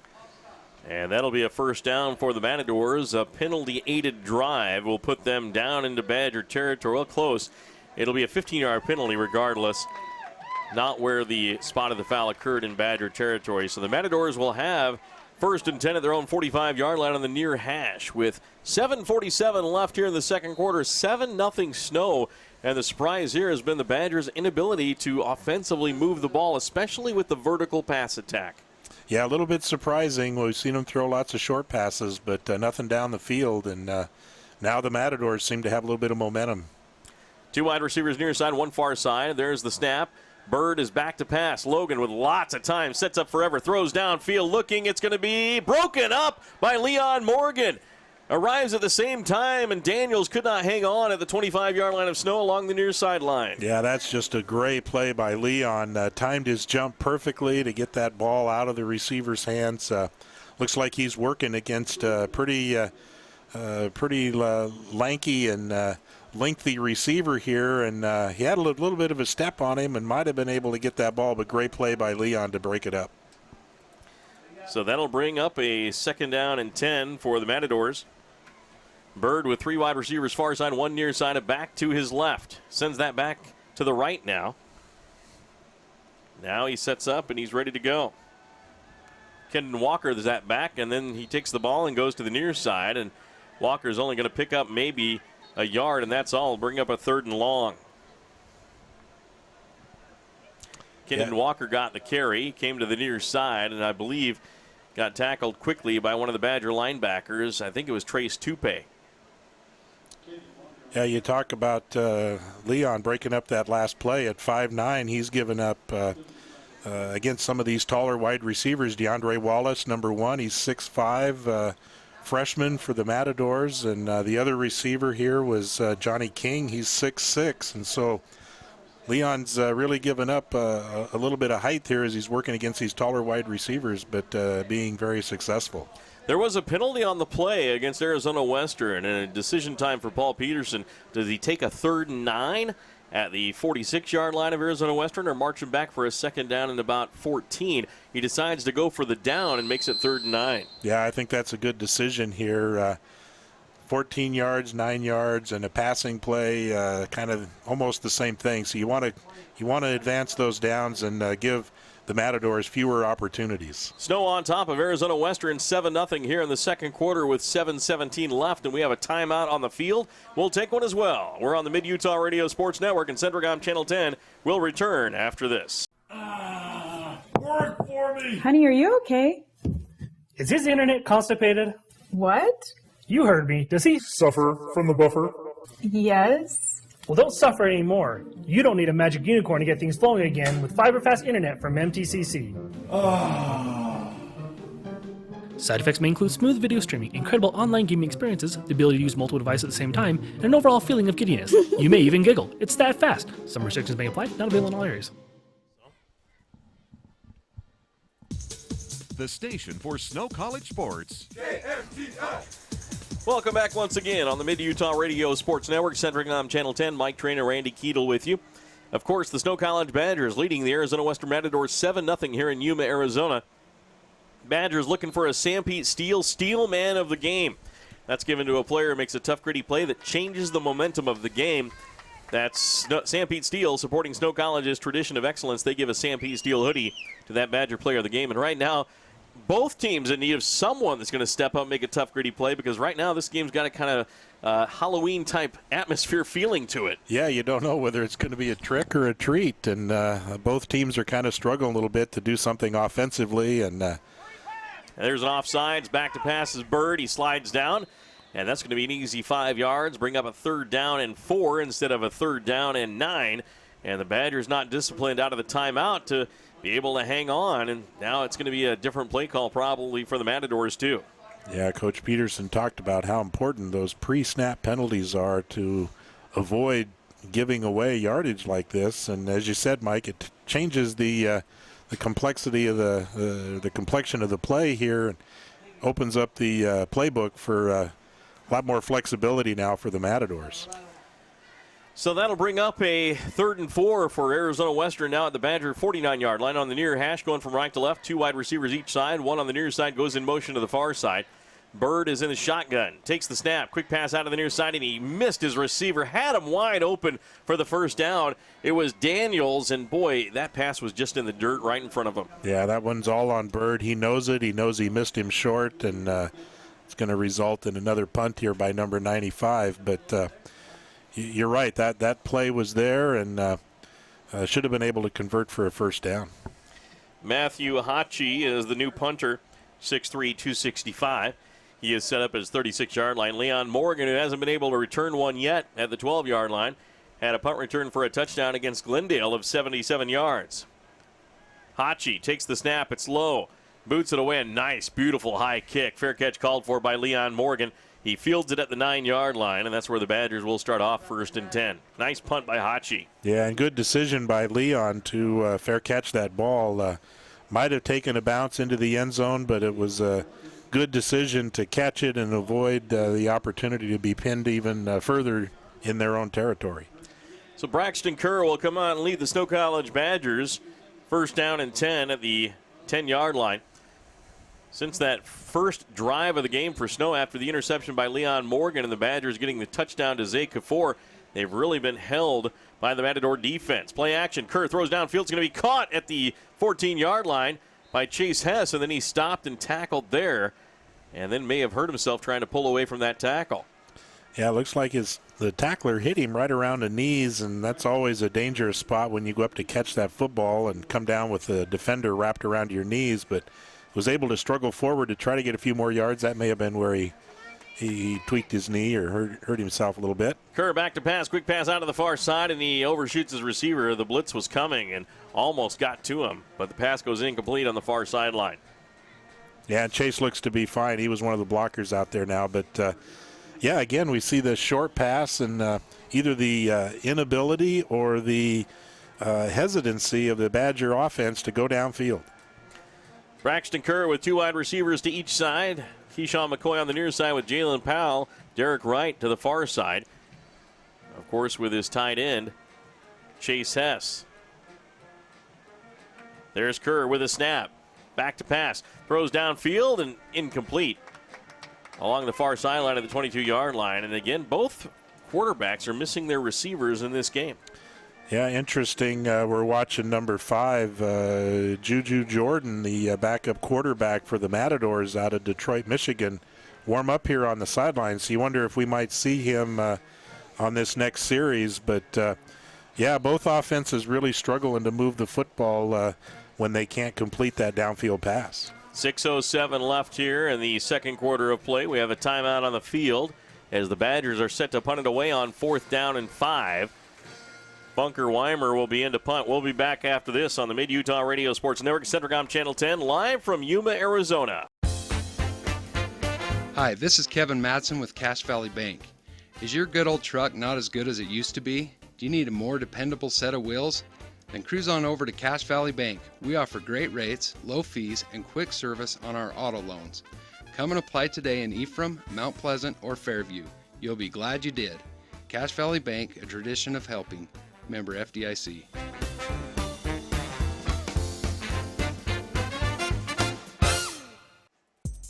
You're listening to the Snow College Sports Station. Thanks for joining us again on the Mid-Utah Radio Sports Network, Centricom Channel 10. The Snow College Badgers leading the Arizona Western Matadors, clinging to a 7-0 lead here in the first quarter. And right now, Bunker Weimer is back at his goal line to punt this one away. Had a high snap last time. And there's a wobbly snap. Punted away. Line drive shot going to be fielded at the 46-yard line. And quickly tackled is the return man. Coming in and making a fantastic hit was Stephen Wright, the 6'1", 180-pound redshirt freshman from Las Vegas, Nevada. Well, and as he was catching that football, he looked like he lost his footing a bit. But, boy, what a nice play by Steven to come in and make that tackle. And so good punt from the goal line by the Badger punter. And now let's see if the Badger defense can hold and get that football back here with about 6 minutes left in the half. So the Arizona Western Matadors a chance to drive down and tie the game up at 7. I believe, is it Logan Bird still in there? He is. Bird with 2 wide receivers on each side, 1st and 10. From his 42-yard line. There's the handoff to his running back up the middle, squirts through and gets about 5 yards up to the 49-yard line. Yeah, the Matadors have had good success off that play fake here as Bird starts to his near side or our near side here with the football and then hands it off to the running back going the other direction. And that's been a good play for him, probably one of their more successful plays this afternoon. That'll bring up a 2nd down and 3 for the Matadors. Their own 49-yard line on the far hash, going from right to left and back on either side of Bird in the shotgun. Split wide receivers for Arizona Western. Matador quarterback hands it off again to his running back up the middle. He barrels forward, close to a 1st down for Arizona Western, down at the 48-yard line, about a yard shy. Yeah, again, it was a quick handoff as Bird starts to the near side and gives it to the back. A little bit of a misdirection up front with the offensive lineman. And you're right, Mike, they're just shy of the 1st down marker here. So bring up 3rd and short. Really key play here. If Snow can hold and get that football back, they may have a chance here to score before halftime. Sione Asi, the 6'1", 302-pound sophomore from Reno, Nevada, made the tackle for the Badgers. 3rd and 1, back in the backfield is Kendon Walker. He is to the left of Logan Bird. Bird takes the snap, going to run it himself up the middle, has the 1st down to the 40-yard line, breaks through to the 30, down to the 20-yard line, down the sideline, and finally tackled inside the 10-yard line. Yeah, and he was stopped there by, I believe, number 4, Eric Williams was able to catch up to him and save a touchdown run. But out of the Wildcat, what a nice play call here and great run by the Matador offense. I don't believe that was the quarterback, Logan Bird. As you mentioned, a Wildcat direct snap to one of their running backs. And he rushed downfield for a 1st and goal for the Matadors. But the Matadors have an injured player on the field. Looks like one of their offensive linemen at the 42 of Snow. While they have the break to tend to the injured player, we'll take a break here on the Mid-Utah Radio Sports Network, Centricom Channel 10. Arizona Western looking to score to tie the game up at 7 as Snow currently leads 7-0 over Arizona Western here in Yuma, Arizona. We'll be right back after this. San Pete Steel in Moroni was founded in 1994 and is one of the major steel construction companies in the Intermountain West, specializing in structural steel fabrication and erection. San Pete Steel's impressive portfolio includes the Hale Theater in Sandy and structures on the campuses of the University of Utah, BYU, and UVU. San Pete Steel in Moroni, where their motto is done right and on time, at 685 East Main in Moroni. Call 800-261-1026, 800-261-1026, or sanpetesteel.com. No matter how you connect, Centricom delivers fast, reliable internet and powerful whole-home mesh Wi-Fi throughout your home for intense gaming, easy sharing, and buffer-free streaming on every device all at once. With experts ready to help. Connect to faster internet. Connect with Centra Wi-Fi. Connect to now. Call or click Centricom.com to upgrade your internet today. The home of the Snow Badgers. KMTI. This broadcast on the Mid-Utah Radio Sports Network, Centricom Channel 10, made possible by Douglas Dentistry, CO Building Systems, Manti Telephone, Intermountain San Pete Hospital, Mountain America Credit Union, Little Caesars, Norbest LLC, Snow College, San Pete Steel, Cache Valley Bank, Centricom Channel 10, Central Valley Medical Center, Robinson Transport, and Zions Bank. A 1st and goal for the Matadors at the Badgers' 7-yard line. Bird in the gun with a back on either side. Takes the snap, hands it off to his running back, and goes to the right side. Powers forward to the 1-yard line. And it'll be 2nd and goal from the 1 for the Matadors. Looked like he handed that football off to Jaquez Carter. Is he the a backup quarterback? But he was the one, I believe, that took the football earlier. And that is going to be... Yeah, it is indeed. Number 3 coming in here, Jaquez Carter, who's, I don't know if he's the backup, but it looks like he may be in the Wildcat again here as we're on the goal line. So 2nd and goal from the 1-yard line for Arizona Western, looking to punch it in and tie this game up before halftime with 3:30 left in the second quarter. There's the snap. Pulled out. Quarterback runs it to the right side, gets to the goal line. Touchdown! Jaquez Carter, an extra point away from tying this football game up. Yeah, that was just an easy play for Carter to fake that handoff and run into the right side of the line where the defense had kind of moved to the near side here, and Carter went into the end zone for the score. So here's the extra point by the Arizona Western Matadors, a very important extra point right now, at least here in the first half. And set for the extra point try is going to be Alec Fonseca. Fonseca is ready. There's the snap. The ball is down. Fonseca boots it up, and this one is good. It's Arizona Western 7, Snow College 7. Here with under 3 minutes, 30 seconds left in the first half. We'll be back after this on the Mid-Utah Radio Sports Network and Centricom Channel 10. Looking for an affordable education? Come check out Snow College. Snow has the lowest cost tuition and housing in Utah. In fact, you can live in student housing for less than staying in your parents' basement and attending a university. At Snow College, it's all about you, where you get an individualized education and one-on-one time with your professors in very small classes, even as freshmen taking general eds. Come check out Snow College and see why it's one of the best two-year schools in the nation at snow.edu.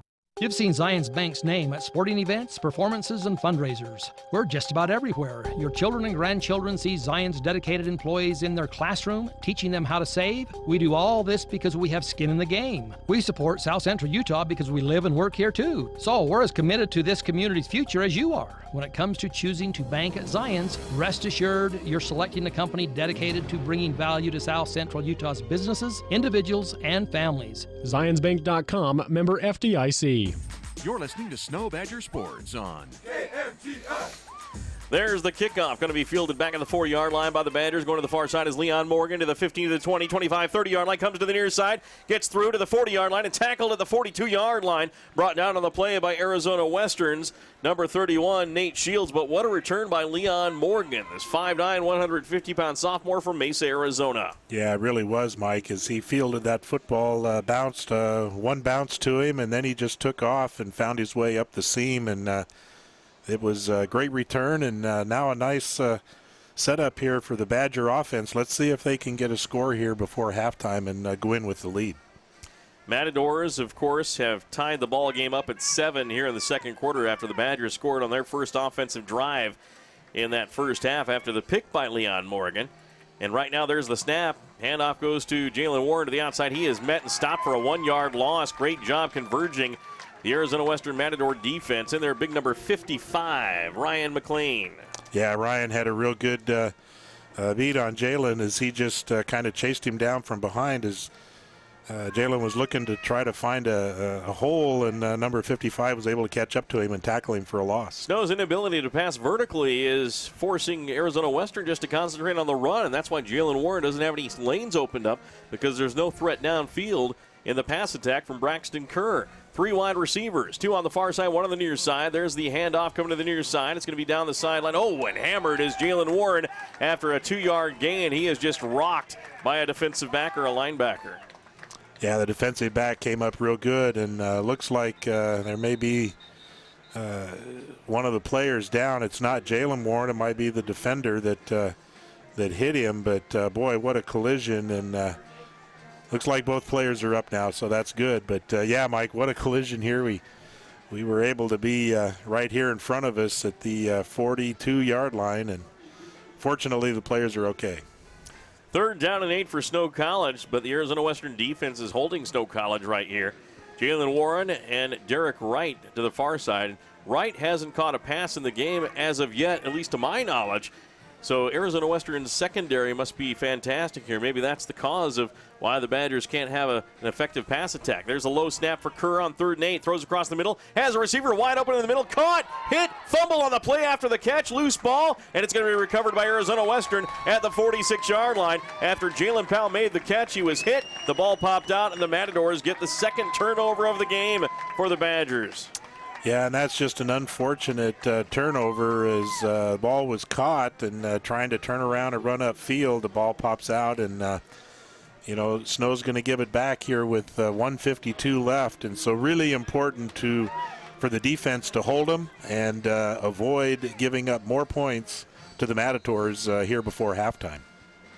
A minute 52 left in the first half of play. It's Snow 7, Arizona Western 7, but the Matadors with another fumble recovery, and they have it at their own 45-yard line.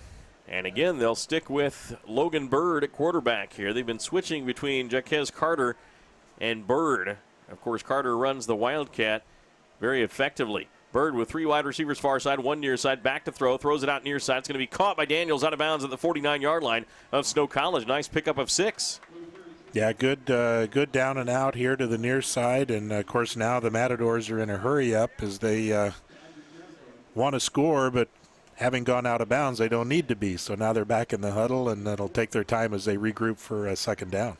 Second down and 4 for Arizona Western on the near hash, going from right to left on your radio dial and your TV screen. 1:47 left in the second quarter. Trying to at least get down into field goal range. 2 wide receivers to the far side. That is Daniels and Troyvon Johnson. 1 to the near side. Daniels in the gun, shifts his back to the right side. Second and 4 from the 50. There's a throw downfield, going to be caught at the first down marker, and then breaking away from the Snow Badgers to the 35-yard line down the sideline. What a strong pull and run by Deandre Wallace. Yeah, we talked earlier about the size of Wallace. He's 6'5", 200-pound freshman out of Connecticut, and he was able to make that grab working against the smaller defenders and picked up great yardage, and now has put the Matadors in a position here with 1:38 to potentially get some more points here before the end of the half. Along the near hash of the 31-yard line of Snow College. Badger defense trying to repel this attack by Arizona Western to take the lead before halftime. Logan Bird, the quarterback from Florida, is in the gun. Taking his time, has 2 wide receivers far side, 1 near side, pumps, looking downfield, he's going to loft one up to the far corner of the end zone. It's going to be knocked down, incomplete. Great defensive play by Alton Jones Jr. to break up that pass. Yeah, what a real nice play by Jones. Waited till the last minute to get his hands up there and break up that pass. So that, had it been caught, would have certainly been 6 in the end zone. As real nice ball thrown by Logan, but greater play by Jones to break it up. So now that'll bring up a second down and 10 for the Matadors of the Badger 31-yard line. Clock is stopped with that incomplete pass. So Matadors preserving time on the clock. Bird is in the gun. 3 wide receivers on the far side. 1 to the near side is going to be the 6'5" Deandre Wallace. There's the snap back to Bird. Throws it out. It's going to be caught on the slant down to the Badger 25-yard line along the far hash marks. Alton Jones Jr. on the coverage, but a fantastic play by Arizona Western. Yeah, it's hard to read the number. Looks like it's number 88 out there on the far side. Again, Johnny King, 6'6", wide receiver up against a slightly smaller defender and able to make that catch. Matadors moving the ball in the red zone of the Snow Badgers. First down and 10 with 1:17 left in the first half. We have a timeout on the field. That is taken by Tom Minnick. Or do we have an injured Badger player? Looks like we have a couple of players that are shaken up.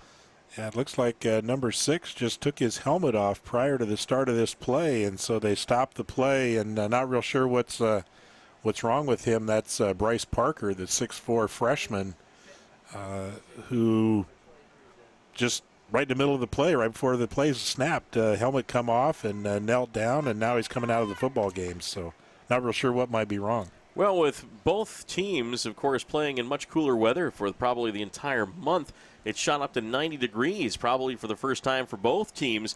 They may be dealing with some dehydration, not enough fluids in their body right now, which could cause them to be a little winded out there, of course. Yeah, it certainly could, Mike. So, in the shotgun is Bird. First and 10 of the Badger, 15-yard line. 4 wide receivers, 2 on each side. So twins to each side. There's the snap. Hand off to the running back up the middle. He is met and stopped by Noah Purcell as the handoff went to Kendon Walker. Yeah, what a great play by Purcell. He just pushed the offensive lineman right back into the back and turned around and grabbed to the back and sacked him or pulled him down for a loss of about 3 or 4 yards on that play. So the Matadors now have a second down and 11. Bird is back to throw. Bird steps up through the pressure, fires. The ball is knocked down. Broken up right at the line of scrimmage. Noah Purcell may have gotten a paw on it. Yeah, it looked like he might have disrupted that pass. There were a couple of Badger defensive men right around the football, and had they been just their heads back towards the quarterback, they might have been able to pick that football off. But great defensive play by number 47, Noah Purcell. Incomplete pass stops the clock with 32 seconds left before halftime.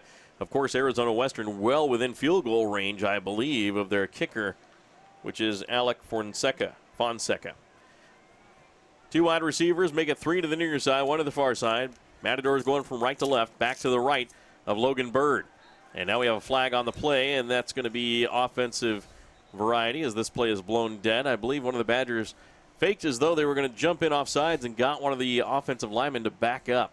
Yeah, it looked like we had motion here by the offensive line, so that'll back them up another 5, and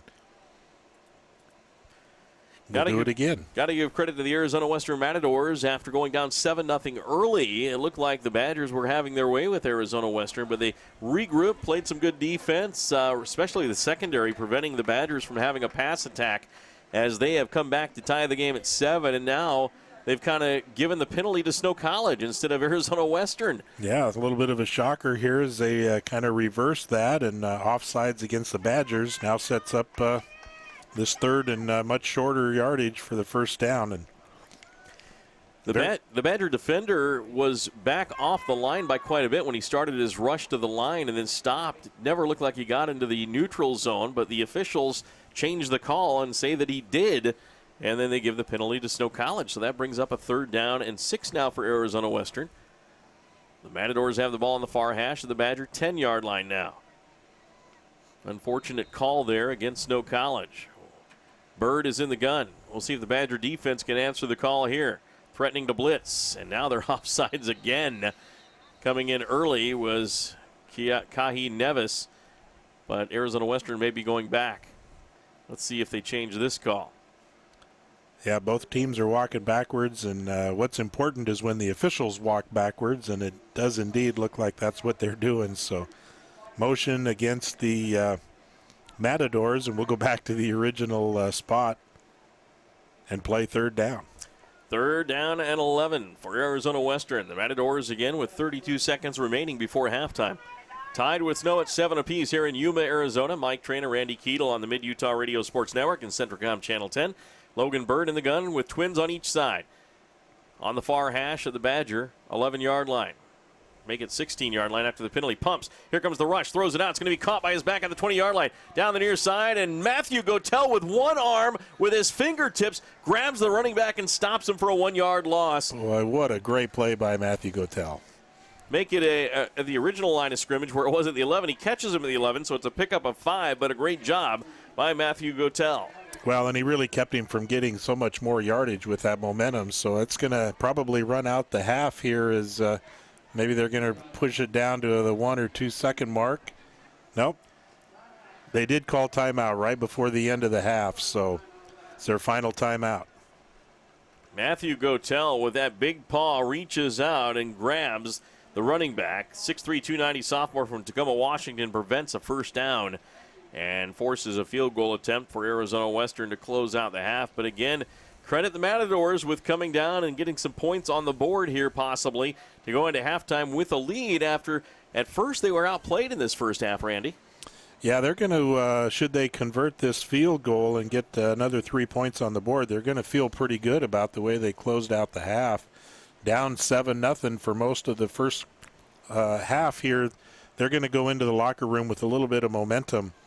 And, you know, it'd be great if Snow could find a way to block this kick, or if the kick is off, going in 7-7 is a lot better than going down or going into halftime down 3 points.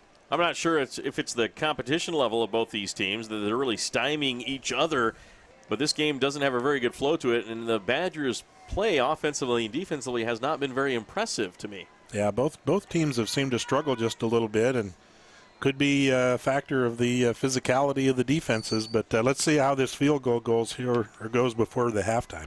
Alec Fonseca, a 30-yard attempt from the near hash. We have a whistle, and we have a timeout. That is going to be called. Is that by Arizona Western? No, it's by Snow College to try to ice the kicker here in the first half. And we'll take a break here on the Mid-Utah Radio Sports Network and Centricom Channel 10.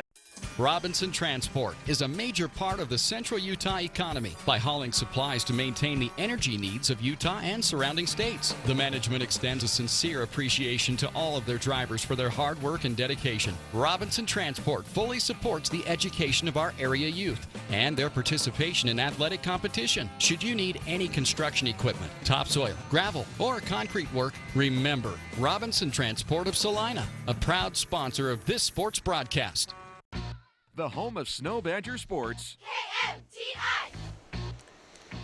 We're on the Mid-Utah Radio Sports Network and Centricom Channel 10. Mike Trainer, Randy Keetle with you as the Snow Badgers trying to block the kick or hope for a miss by Alec Fonseca. 30-yard attempt, make it a 29-yard attempt as the holder moves in an extra yard to make it 10-7 at halftime with 1 second on the clock. Here's the snap. The ball is down. Fonseca's kick is chipped up. Looks good. It is through good. Fonseca with a 29-yard field goal gives the Matadors the halftime lead of 10-7 over the Snow College Badgers as he just chipped it up calmly, coolly, and collectedly as he boots it right through, Randy. Yeah, it went through, and, this first half of the football game's kind of had a little bit of a weird feel to it. Of course, both these teams used to scoring more points, Snow in particular, but a lot of mistakes by both teams, some turnovers, been costly, and so now we go into halftime, Snow down 7-10. All right, 10-7 our score. The Badgers trailing the Matadors here at halftime. We'll be back after this on the Mid-Utah Radio Sports Network and Centricom Channel 10. I'm Dr. Chris Karish, orthopedic surgeon with a subspecialty in sports medicine.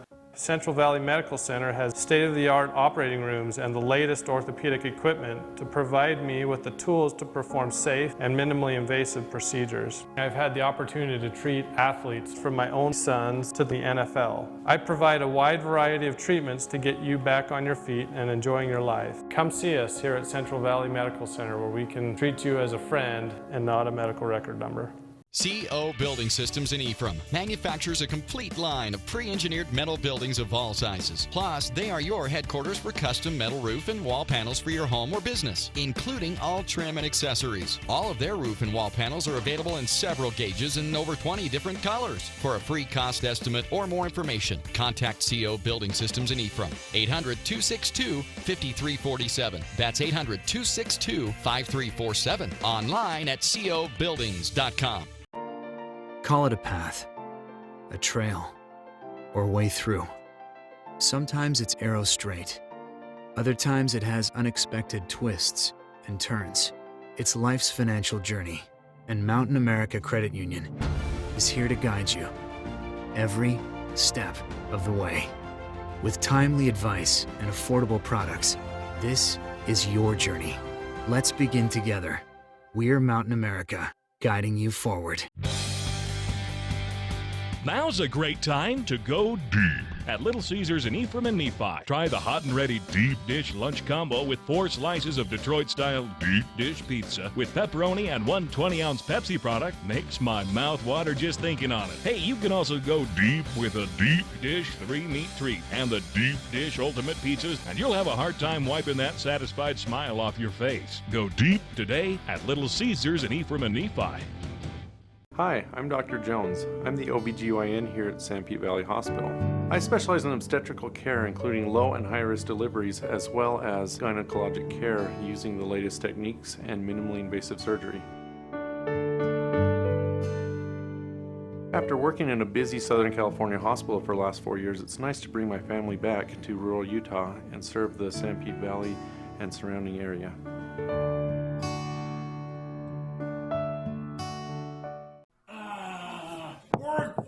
Honey, are you okay?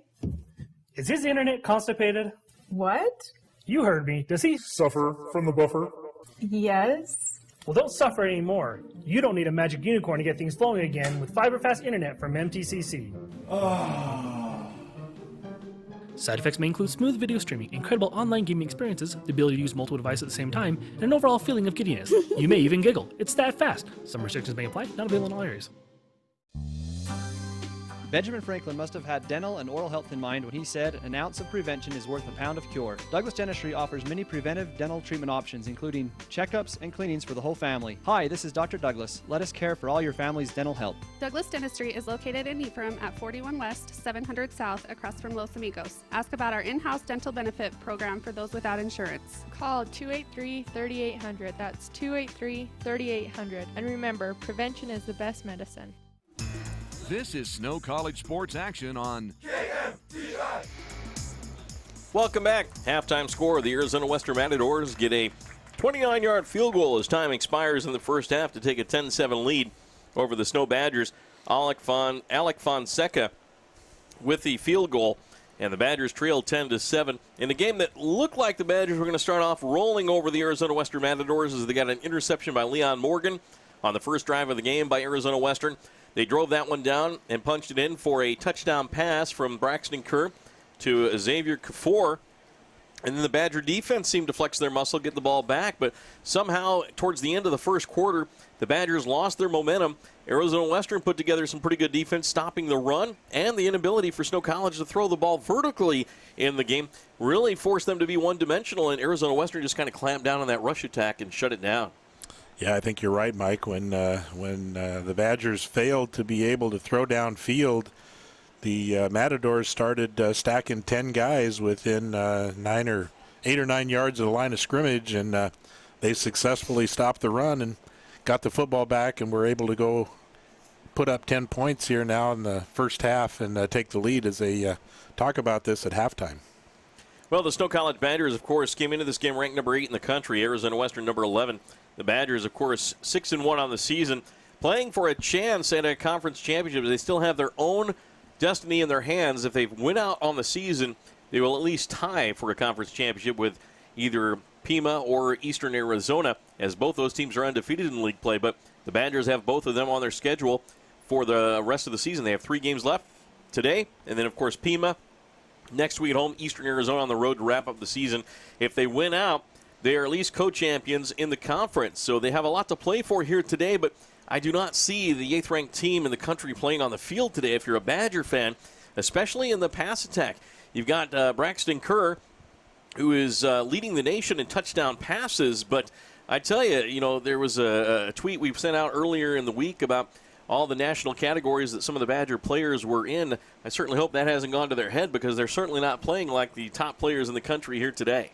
Yeah, it's been a little bit of a different feel for sure, with the ability or inability of the Badger offense to stretch the field and to force the Matadors into coverage. They've been able to stack the box and focus on Jalen and stop the run.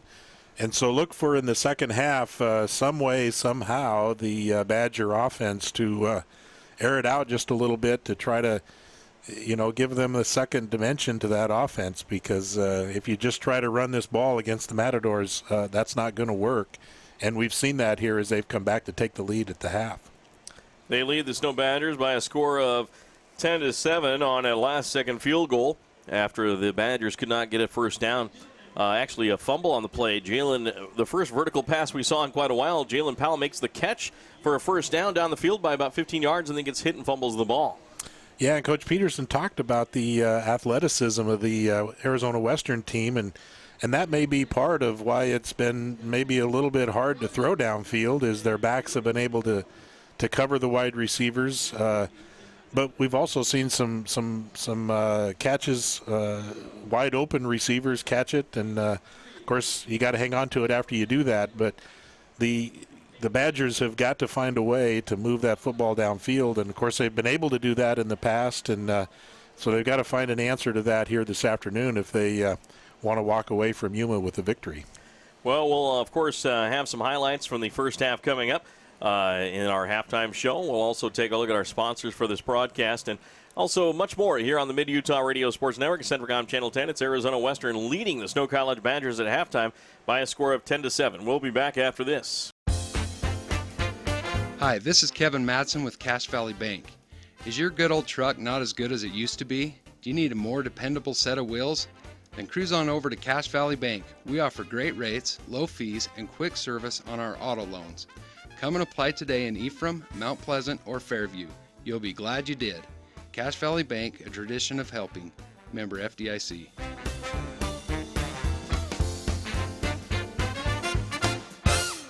One of the largest turkey producers and processors in the U.S., Norbest LLC and their group of independent turkey growers produce over 5 million turkeys a year with sales of over $125 million a year, employing over 500 South Central Utah residents. Their state-of-the-art facility processes millions of pounds of quality Norbest whole turkeys and other popular Norbest turkey products. Norbest, serving the U.S. for over 85 years. For more information, go to norbest.com. Sanpete Steel in Moroni was founded in 1994 and has grown to be one of the major steel fabricator and erectors in the Intermountain West. The management and staff recognizes the dedication and hard work of the Snow College athletic teams and hopes their support assists the athletic programs in continuing their traditions of excellence. Sanpete Steel in Moroni, where their motto is done right and on time. Honored to sponsor the Snow Badgers Steelman Play of the Game. It's time to supercharge your internet with the fastest speeds in the area from Centracom. Get ready for high gear downloads that power buffer-free streaming, gaming, sharing, and surfing. And fire up all your devices at once with reliable speeds amplified by Centra Wi-Fi, our whole home mesh Wi-Fi system. Get on the fast track to a powerful online experience. Call or click Centracom.com to supercharge your internet today. Campus life at Snow College is awesome. On our small, friendly, residential campus, you can participate in fun student life events, join student clubs, and cheer on our nationally ranked athletic teams. And if you want adventure, you can find about every outdoor activity imaginable just minutes from campus. Come check out Snow College and see why it's one of the best two-year schools in the nation at snow.edu.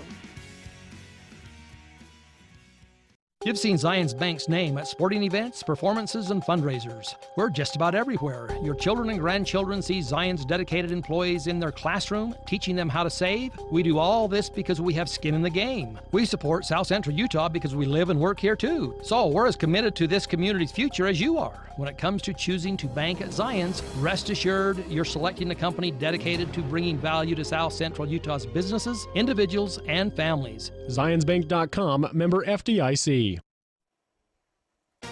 Your connection for Snow College sports. We're back once again on the Mid-Utah Radio Sports Network at Centracom Channel 10 here on KMTI AM 650 and 95.1 FM.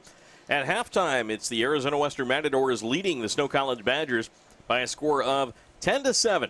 And, of course, that first half, we talked about the Badgers coming out, starting off strong in that first half. And then, of course, kind of petered out, and the Arizona Western Matadors kind of took control of the game at that point. As we take a look at some of our highlights from that first half on Centracom Channel 10 and Local10.tv. This is the first play of the drive of the game when Leon Morgan gets the gift thrown right to him for the pick as he intercepts that pass thrown by Logan Bird. And the Badgers, of course, in business after that. Then they got a nice 7-yard touchdown pass. Braxton Kerr drops back to pass and then fires one at the last second before he gets hit. Hits Zay Kufor at the goal line. He's into the end zone for the touchdown. And Snow led 7-0, Randy. Yeah, it was a great series there as Braxton was able to, hang on to that football, take a big hit, but throw the pass for a touchdown. And then, of course, the turnover as Jalen Warren fumbles the football. And, of course, it's recovered by the Arizona Western Matadors. And, you know, there was several turnovers in the game for Snow. I think a couple of fumble recoveries in the game. Also a couple of big hits by Snow College in this game as well, as Noah Purcell comes up and lays the lick on the Arizona Western Matador wide receiver as he makes a catch. And it just seemed like Arizona Western was the more patient team waiting for the opportunities. The Badgers, of course, are down a couple of defensive backs because they didn't make it back on time for practice after the fall break, and that has hurt the team in the secondary. You've seen a lot more play out there with a lesser of a rotation, and, of course, those players not being here has hurt their team, and we've seen a couple of plays where, you know, they of course, not being here has affected the play of the defense, although Alton Jones Jr. has done a fantastic job. Loco Tui has done a fantastic job in the game, and Ty Hill has played well in this game. But you can tell you miss your cohorts when something keeps them from being here. Well, and that defensive rotation is important, particularly when you're playing teams that have great athletes. And Coach Peterson talked about how athletic the Matadors are. And we've mentioned how much size they have in their receiver core, 6'5", 6'6", and if you're playing defensive backs that are 5'9", 5'10", 6 foot, you're giving up quite a bit of vertical coverage there, and so it's important to have your backups and your additional defensive backs, and so without that.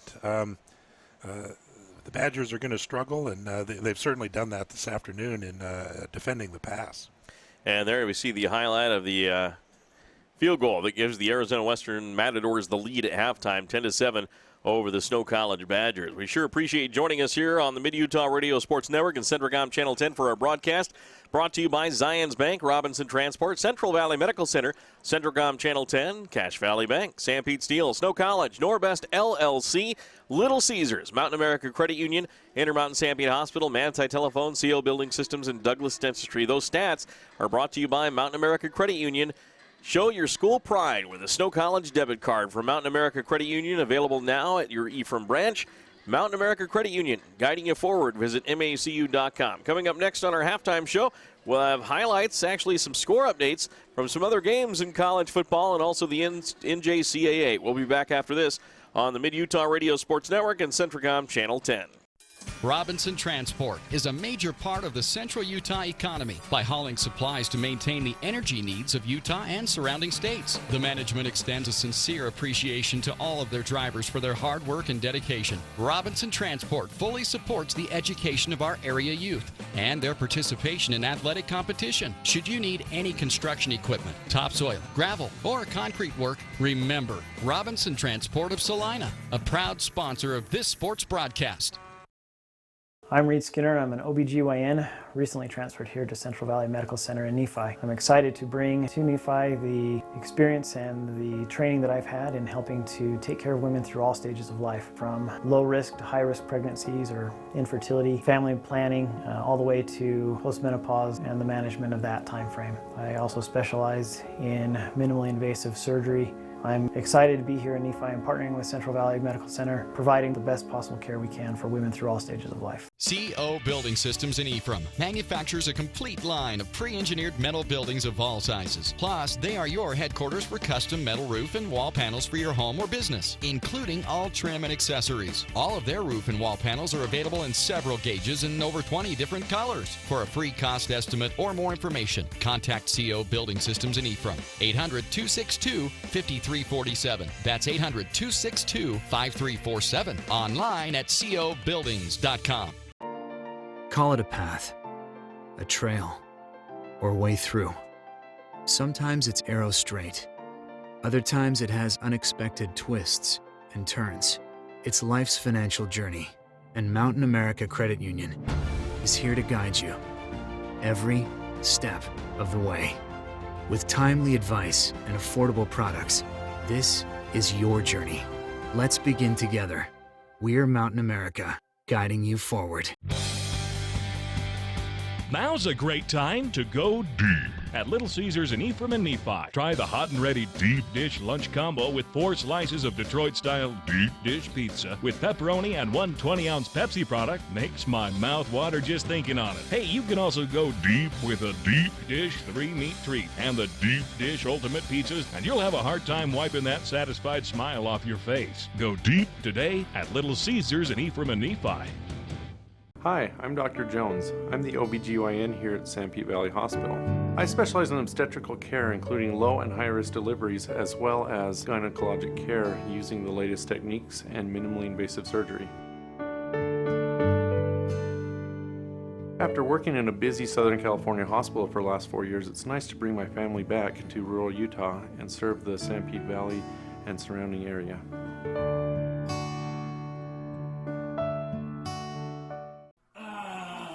Work for for me. Honey, are you okay? Is his internet constipated? What? You heard me. Does he Suffer from the buffer. Yes. Well, don't suffer anymore. You don't need a magic unicorn to get things flowing again with fiber-fast internet from MTCC. Side effects may include smooth video streaming, incredible online gaming experiences, the ability to use multiple devices at the same time, and an overall feeling of giddiness. You may even giggle. It's that fast. Some restrictions may apply. Not available in all areas. Live sports coverage of the Snow Badgers on KMTI. And welcome back once again on the Mid-Utah Radio Sports Network at Centricom Channel 10. The Snow College Badgers, of course, trailing Arizona Western by a score of 10 halftime. Of course, we appreciate you joining us here on the Mid-Utah Radio Sports Network at Centricom Channel 10. We'll have our Little Caesars Player of the Game coming up for you. Join us for that. That'll be brought to you by Little Caesars. A $5.55 large pepperoni or cheese pizza is awarded to the Badger Player of the Game. That's from your Nephi and Ephraim Little Caesars locations. Also, Sam Pete Steel sponsors our Steel Man of the Game. Sam Pete Steel, done right and on time, supporting Snow College's tradition of excellence, one of the major steel fabricators in the Intermountain West. They give a Sam Pete Steel hoodie to the Badger Steel Man of the Game. Well, checking some scores from around the NJCAA right now, some afternoon games. It was Highland defeating Dodge City 40-33. ASA Miami, who the Badgers beat at home earlier this season, beat Nation Christian Prep 63-6. Iowa Western, ranked in the country, defeated Fort Scott 39-7. Northeastern Oklahoma 49, Cisco 12. Butler beat Ellsworth 42-6. A few other scores. Halftime score: Trinity Valley leads Navarro 31-26. In the fourth quarter, Blinn crushing New Mexico Military 51-21. And in the fourth quarter, it's Kilgore leading Tyler, Texas 42-17. That's all the scores we have from the NJCAA.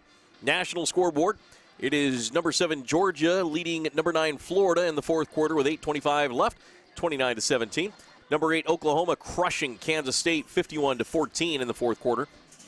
Penn State, 17th in the nation, beating 18th ranked Iowa 27-17 with 10:48 left in the fourth. South Florida is ranked 21st. They're leading Houston, or trailing Houston 50-36. That one also in the fourth quarter. Number 12 Kentucky trailing Missouri 14-3 at the beginning of the fourth quarter. Number 2 Clemson has defeated Florida State 59-10. Wisconsin, number 20, upset by Northwestern 31-17. And of course, a lot of other games going on later on tonight as well. Of course, you can catch those. Utah won last night 41-10 over UCLA. And then, of course, the fans that were at the game had an opportunity to go to Dodger Stadium because the Dodgers and the Boston Red Sox in Game 3 of the World Series played an 18-inning masterpiece that went all the way 18 innings. It was like a 5-hour game or something like that. Finally won with a walk-off homer by Matt Muncy as they beat the Red Sox 3-2 in that game. I don't know if you stayed up and watched the whole thing, Randy, but I did, and that's why I'm a little lethargic here today trying to call this game. That was a great game, Mike. I didn't happen to catch it all, and I apologize earlier. My tickle in my throat got to me a little bit, but no, what a great way to enjoy the World Series. Got a couple of great teams playing, and should be a great couple of games left. Hopefully, being from Arizona, we don't want to root for the Dodgers too much, but we kind of like the West Coast teams when it comes to winning over those East Coast teams in the World Series. Badgers trail 10-7 here with 15 minutes on the clock for the third quarter. Arizona Western kicking off from the end zone to our right from the 35-yard line. Badgers have Leon Morgan and Derek Wright back to receive. There's the kickoff to start the second half. A high kick. Leon Morgan fields it back at the 2-yard line, brings it up to the 10, to the 15, to the 20-yard line, cuts to the far side of the field. He's to the 30-yard line, turns on the Jets to the 40, to the 50-yard line, cuts back inside into Arizona Western territory at the 30-yard line, and ridden out of bounds along that far sideline. A fantastic return to the 31-yard line of the Matadors. Yeah, what a great return by Leon. You could see how excited he was as he went out of bounds, but great effort by the return team to set that up on the far side, and Leon got behind his blockers, and a great way to start this third quarter with an excellent return, giving the Badgers wonderful field position on the Matador 30-yard line. So it'll be first down and 10 for the Snow College Badgers. And this time they have it at the 31-yard line of Arizona Western. Braxton Kerr in the gun. Twins on each side. Hand off to one of those twins. Little reverse action. Higginson going to the far side. He's to the 40-yard line. Cuts down the sideline to the 30-yard line. Picks up just a few yards as the Matadors read that one nicely and really caused it to be a short gain play. Yeah, they did. A little bit of maybe in-your-face kind of response to the way the Matadors opened the football game with a reverse call, and now we see the Badgers do that, but well read, well covered by the Matador defense, only picked up a couple yards. 2nd and 7. Handoff goes to Jalen Warren up the middle, and he gets stopped at the 25-yard line along the far hash marks, and that'll be a third down and about 4 yards to go for Snow. Yeah, shoestring tackle there kept Jalen from getting a couple more, but credit the Snow Badgers. They've come out here aggressive and trying to push this football. There's the snap. Handoff again to Jalen Warren. Goes to the right tackle side. Gets to the 20-yard line. Very close to a Badger first down. And it's going to be a fourth down and short, it looks like. The Badgers likely will go for it. Yeah, he didn't get a very good spot on that. Looked like he kind of fell forward enough to get it, but brings up fourth down. Kerr in the gun. 3 wide receivers near side. Hands it off to Warren. Goes over right tackle. Bowls forward. I don't know if he got it, folks. As he got to about the 20-yard line, he didn't quite get it. That's going to be a turnover on downs as the Matadors come up big yet again. Boy, what an impressive stand here by the defense. It looked like there was enough momentum by Jalen to push through and get that first down, but credit the Matador defensive front who stopped him on that play, and we've got first down going the other direction. So the Matadors hold, and the Badgers unable to run it up the middle. You'd think they go maybe to a little, like I said, to the sides, get to the angle, get to the sideline a little bit, give them some angle to the first down, but they tried to run it right up the gut and said, our guys against your guys, who's going to stop it? And the Matadors did end up stopping it. Yeah, the Matadors won on that one, and so let's see now how they open up. They finished the half with a lot of momentum, and let's see if that carries over here into the third quarter. So the Badgers stopped on their opening drive on a fourth down, and they turn it over on downs. Logan Bird is in the shotgun for Arizona Western. 3 wide receivers near side. And back to his left, a wide receiver to the far side, going right to left, hands it off to his running back. Cuts upfield, gets tripped up at the 22-yard line, picks up about 2 yards, maybe 3, to the 24. Yeah, Sione Asi was able to get his hand on the runner's feet and trip him up there as Sione leaves the field. His helmet came off, and so he's got to step off to the sideline and wait out this next play. That'll bring up a 2nd down and 7 to go for Arizona Western. Matadors, as you mentioned, had some very good work with their Wildcat formation in that first half. We'll see if they go back to it here. Right now they got Logan Bird with twins on each side. Badgers almost jumping off sides. Kahi Nevis ready to come like a bat out of you-know-where. There's the snap to Bird. Hands it off to his running back quickly up the middle to the 30-yard line. Has the first down for the Matadors between the hash marks to the 33-yard line. A fine carry that time by the Matador running back. Yeah, it's real hard to see that number, and the player himself is pretty small, so it's hard to tell who that was. I think it was number 41, Jaden Hayes, 5'10", freshman out of Huntington, West Virginia. But boy, he's a small player compared to some of the other ones out there. But nice pickup here for a first down. 1st and 10 Matadors. 12:36 left in the third. They lead 10-7 over Snow. A back on either side. Low snap. Handoff goes to the running back to the far side. Cuts up field and gets hit at about the 35-yard line. Nice run for a couple-yard pickup for the Matadors. Yeah, that was Jaden Hayes again. And, standing next to the quarterback, Logan Bird, who's 6'3", 230, he looks pretty small, but he's able to squirt through those holes and had a couple of nice runs here for the Matadors. You talked earlier, Mike, about that Wildcat. Let's see if the Matadors don't come back to that at some point on this series because it's been very successful for them. Logan Bird in the shotgun and back on either side again. Slot near side, wide receiver on the far side. 2nd and 8 from their own 35-yard line. Bird taking his time, waiting for the snap. Now he'll hand it off again. Up the middle goes the running back. He is met and stopped by the Snow defense. Isaac Fotu there. A couple other Badgers trying to rip the ball away, and it's going to be stopped. Badgers say they have the football, but I believe they blew it dead before Trace Tupe came up with it.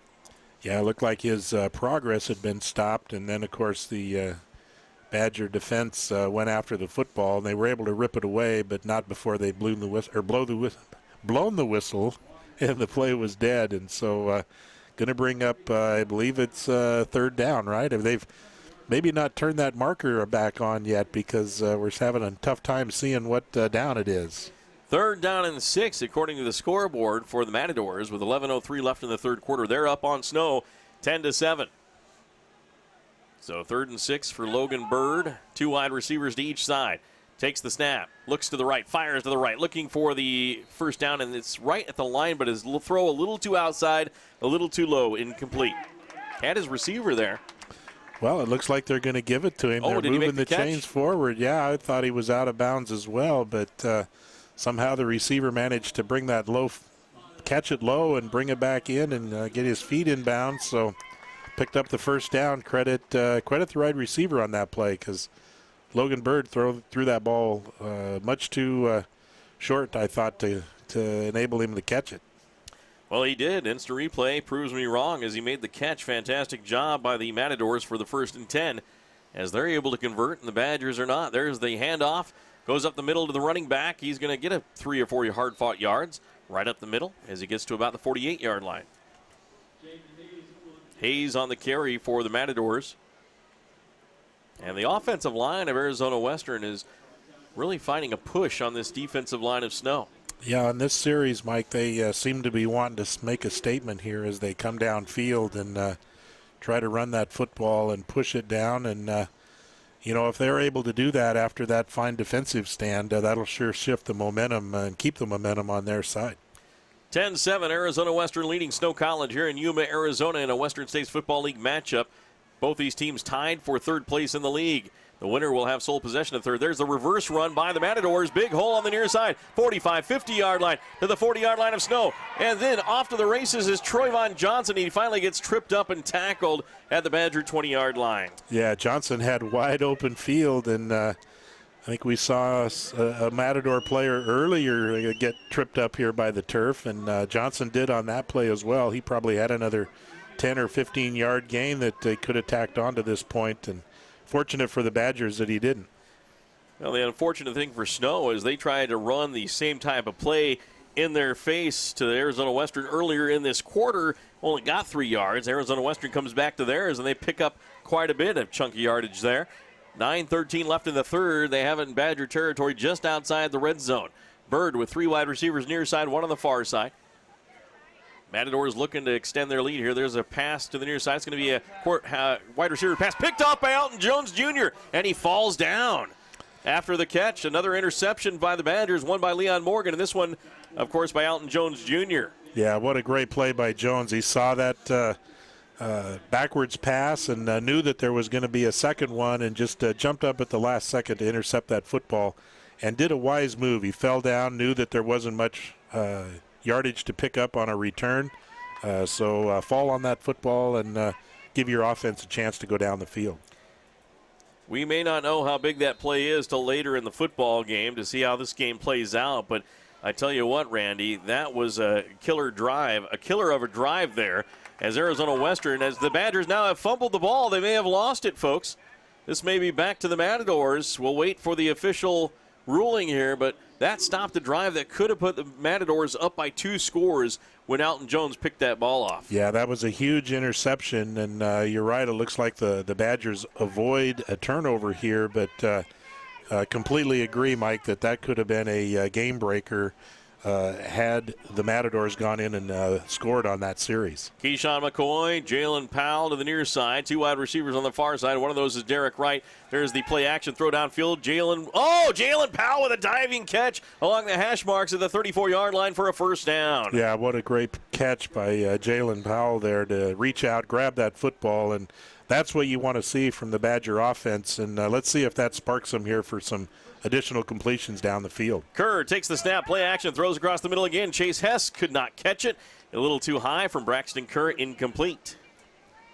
Yeah, just overthrown the receiver there and kind of upset at himself, I think, is Braxton. He knew he had him for a moment and just missed him on that pass. 2nd and 10 at the Badger 34-yard line. on the near hash. 2 wide receivers far side, 1 on the near side. Pistol formation for Braxton Kerr. Takes his time, now looks to the sideline. Calls the play out again. And now looks to the sideline again as he was set. 8:14 left in the third. 10-7 our score as we look at our Central Valley Medical Center scoreboard. Now Jalen Warren sits up to the left of Braxton Kerr. Play action again, throws it out, caught by Powell on the far side. He's going to cut up field. He's to the 45-yard line, makes a move, gets to the 40-yard line, still on his feet, close to the first down marker, and then dives forward for a first down. Jalen Powell with some good yards after the catch. Yeah, what an impressive run by Powell. Caught that football. Looked like it was almost behind the line of scrimmage when he caught it. Was able to turn that into a first down. Just danced his way to the 40 and then would not go down. Here's the snap, and there's the pass out to the far side for the Badgers. Down the sideline will go Derek Wright, and Wright will pick up a first down for Snow College, as that was a quick pass on that wide receiver screen pass, and Wright gets another first down. Back-to-back first downs for Snow. Well, and you know what opened that up, Mike, was that downfield pass earlier that was completed, diving catch by Jalen, and really opened up the next couple of plays for the offense. Trips to the far side. Wide receiver near side. Back to passes. Kerr first and 10 across the middle. Caught at the 20-yard line. And down there is Jalen Powell. It's the Jalen Powell show. It really is. And that, again, is what you want to see by this Badger offense is there's holes in the defense. And right now the Badger receivers are finding them. First and 10 Badgers as they move the ball to the 20-yard line of the Arizona Western Matadors. And we have a timeout by Arizona Western. It's an injury timeout. And, boy, the Badgers have the tempo moving like they should have had it moving all game. They never really have gotten into a big rhythm of forcing the defense to be on their heels. And now they started to do that with some complete passes, rushing to the line, their no-huddle offense. And now we've got the Matadors, of course. Well, it's an injury, but, you tend to get a little winded. You stay on the ground a little longer. You'll come out for a play if you can give your defense a rest. Yeah, it looks like that was number 81. 21 from the defensive side, Dakir Griffin. When he made that tackle, probably hit his helmet against the knees of Jalen, and so that probably rung his bell just a little bit. But he's out now, and you're right, Mike. This is the kind of tempo that Snow College needs to play at, and they're down here inside the red zone now, or right at the red zone, 1st and 10. Braxton Kerr back to pass from the 20-yard line, throws to the end zone, looking for a receiver. Caught, touchdown! Oh, he dropped it! It was Derek Wright who had it in the end zone, but could not hang on as it pops out in the far front corner of the end zone, incomplete. Yeah, he'll look at the film on that one and say, oh, I should have had it. But tough catches. He kind of had to reach back up over that outside shoulder, and he was turned the other way to make it. Had both hands on it, just couldn't quite hang on. So now 2nd and 10 for Snow College. There's the snap. Back to pass. Kerr throws out. It's going to be caught by the tight end. Chase Hess gets to about the 16-yard line before he's taken down. Yeah, it was a good tackle there. Looked like it was number 46, the freshman linebacker out of Lakewood, New Jersey, Jahir Jones, who tackled Hess and kept him from going for probably another 4 or 5 yards. So a good tackle there by the defense. 3 wide receivers far side, 2 near side, a cleared out backfield. Last time the Badgers ran this formation, it was a quarterback draw right up the middle.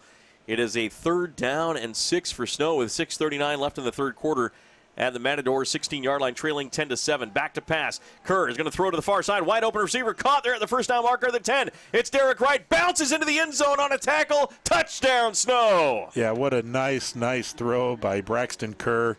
Wide open in the far side of the field, and as you said, Mike, as the defender come around to tackle him, hit him, and bounced him into the end zone for a touchdown. Derek Wright was wide open. I'm not sure if the coverage kind of broke down or what, but Derek made some moves and then gets into the end zone for the score. We talked about him not catching a few balls in the first half. He's had 2 or 3 catches on this drive, including that touchdown catch. Yeah, and that was real nice. Very important for Snow to get on the board first here in this second half, and let's see how they convert this extra point. There's the snap by Schramm. The hold by Derek Wright is true, and the kick is up and good by James Barrett, and the Badgers have taken the lead back over Arizona Western 14-10 here on the Mid-Utah Radio Sports Network and Centricom Channel 10 as James does his job and gets the extra point. We'll send it back to the studios for a timeout. Be back after this on Centricom Channel 10 and the Mid-Utah Radio Sports Network. You no longer need to worry over missing teeth or dentures not fitting correctly. Douglas Dentistry offers tooth replacement options, including complete dentures, partial dentures to bridges, dental implants, and much more. Call 283-3800 so Dr. Douglas can improve your smile. That's 283-3800, or visit Douglas Dentistry at 41 West, 700 South in Ephraim, across from Los Amigos. Try us online at douglasdentistry.ephraim.com or find us on Facebook. This is Dr. Douglas. Let us take care of and improve your dental health.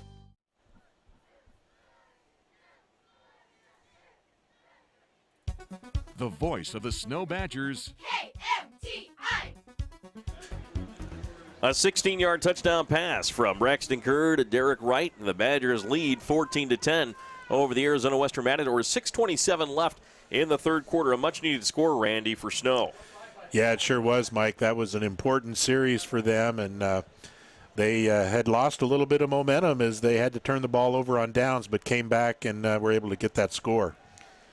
There's the snap and the kickoff, or not the snap, but the kickoff goes into the end zone. Fielded by the Matadors as James Baird forces a non-kick return there with his kick into the end zone. Yeah, that's interesting. You know, you come out, you score a touchdown, and now all of a sudden the kickoff goes into the end zone and forces no return. And so that excitement of scoring points carries over into all aspects of the game. And we saw it there on the kickoff, and no chance for the Matadors to return it. So Snow College leading the Arizona Western Matadors here in this football game by a score of 14-10 here in the third quarter. Arizona Western Matador offense will come back out on the field. And right now it's going to be Bird. That's in the gun, Logan Bird. Two backs, one on either side, takes the snap, hands off to the back in the backfield to his left. He goes to the 30-yard line, heads upfield, picks up a nice 5 yards on the carry for the Arizona Western Matadors. Snow College Sione Asi in there helping out on the tackle. Also making the initial stop was Lieutenant Falatea. Yeah, and that was number 41, Jaden Hayes again on the carry. He's had a couple of real good runs. He comes out of the ball game, but he's been very good at running up that middle, even though he's a pretty small player running amongst the giants, but has picked up good yardage today. And right now the Matadors, 2nd down and 4. Back on either side, split wide receivers. Hand off to the back to the left and up the middle for a first down run to the 40-yard line along the far hash. And finally tackle on the play by Sherwin Lavaca again. And again, another quick hitting run up the middle by the Matadors. I believe that was number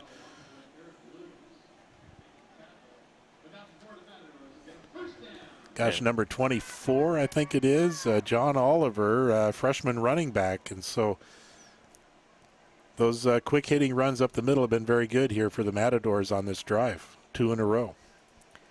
So the Matadors moving the football after the Badgers have taken the lead here in the third quarter at the 41-yard line, their own 41-yard line. Far hash going from right to left. Back to the right of Logan Bird, the quarterback. The 6'3", 230-pounder sends a wide receiver in motion, and now some movement, and coming across the line was number 93, Tavita Taulongi, and he just pushed the center right over. I'm not sure if there was movement, and he was trying to just to isolate that and show the officials, or if that was just an offsides. It looks like the offense is moving back, though. Yeah, I don't know which one happened. It looks like the Matadors were guilty, but boy, if I'm the center, I'm not doing that again. He found himself on his backside as big number 93, Tavita, gave it to him on that play. So now the Matadors 1st and 15 at their own 36-yard line. Bird is in the gun, sends one of his wide receivers, one of the 3 on the near side, into motion on the far side. There's the handoff coming to the near side, cutting up the middle across the 40-yard line, and the Matadors have had some success with the running game right now, as carrying it right up the middle, I believe, was Jaden Hayes, and he picks up about 6 yards. Yeah, those few plays here have been pretty successful for him, so look for him to keep doing that. Those quick hitting trap plays in the middle. As your defensive linemen stunt, you have a lot of risk to find them out of position to make that quick tackle. So Matadors have had, again, a couple of good plays here. Noah Purcell on the tackle for Snow College. Matadors moving the football on the far hash of the 42-yard line. Brings up a 2nd down and 9 after that 6-yard pickup by the running back, Jaden Hayes. Bird is in the gun again. He's going to hand it off again to Hayes, trying to get to the outside. He does. He's to the 45-yard line along the sideline, heads upfield, close to the first down at the 50 as he gets out of bounds. And again, the Badgers having a hard time stopping the rushing attack from Arizona Western. Yeah, they're just so quick to the outside. Those couple of backs they have, we talked about their size. They're fairly small, so they're hard to pick up. You know, if you're a defensive lineman looking over that offensive lineman, hard to pick them up, and they ran here on the far side, picked up the first down, and a little bit of momentum here moving as the Matadors, well, now they're bringing the chains back, and they're going to talk about it a little bit as they mark this football. They had it marked for a first down. The chains were moving, but now they're going to say it's a 3rd down and short. Now they're going to move the chain. Oh, they're going to say he stepped out of bounds early. Wow, at the 49-yard line of Arizona Western. He needed to get to the 49 of Snow. That's where I saw him go out, but I'm not along that sideline on that far side to see whether he stepped on the sideline or not. Yeah, there's some nice white paint over there, so maybe there's an incriminating footprint that caught him out of bounds, but nice break here for the Badgers as it brings up 3rd down as opposed to converting 1st down. But the Matadors are moving the football on the Snow defense. The Badgers unable to stop the rush attack right now. With 3:37 left here in the third, Matadors trail the Badgers 14-10 after the touchdown pass to Derek. Right now we have movement again by the Matadors. Looks like the right guard takes off a little early there, and that is big number, is that 52 or 62? Number 52, Joe Bentley-Kilani. We've called his number once before. He's a redshirt sophomore and got a little anxious on that play, and that's going to back him up 5 yards. And again, a nice break for the Badger defense that brings up 3rd and long rather than that 3rd and short. Well, the offensive line from Arizona Western must be a fantastic line. We haven't heard Parker Workman get many tackles for a loss. Kahi Nevis, they haven't had the big plays as we've seen in games past. So this is a heavyweight battle on the line right now between these two 8th and 11th ranked teams. Back to pass is Bird. He's in trouble. Fires downfield. It's going to be caught for the first down. Gets his 6'5 receiver, Deandre Wallace, along the near numbers here along the near sideline, and he gets the 1st and 10. Yeah, nice play by the, offensive line to give Logan Bird the time to throw that pass here to the near side. The receiver just simply ran down to where the marker was, turned around, and the quarterback had time to complete that pass for a first down. Brought down by Alton Jones Jr., the defensive back of the Snow Badgers out of Spencerport, New York, the 6', 170-pound freshman who has a pick in this game. 1st and 10 Matadors of the Badger 48-yard line. In the gun with the back on either side is Logan Bird. Bird's going to hand it off to the running back, coming to the near side, cuts up field and gets across the 45-yard line, down to the 42-yard line as he carries the tackler with him.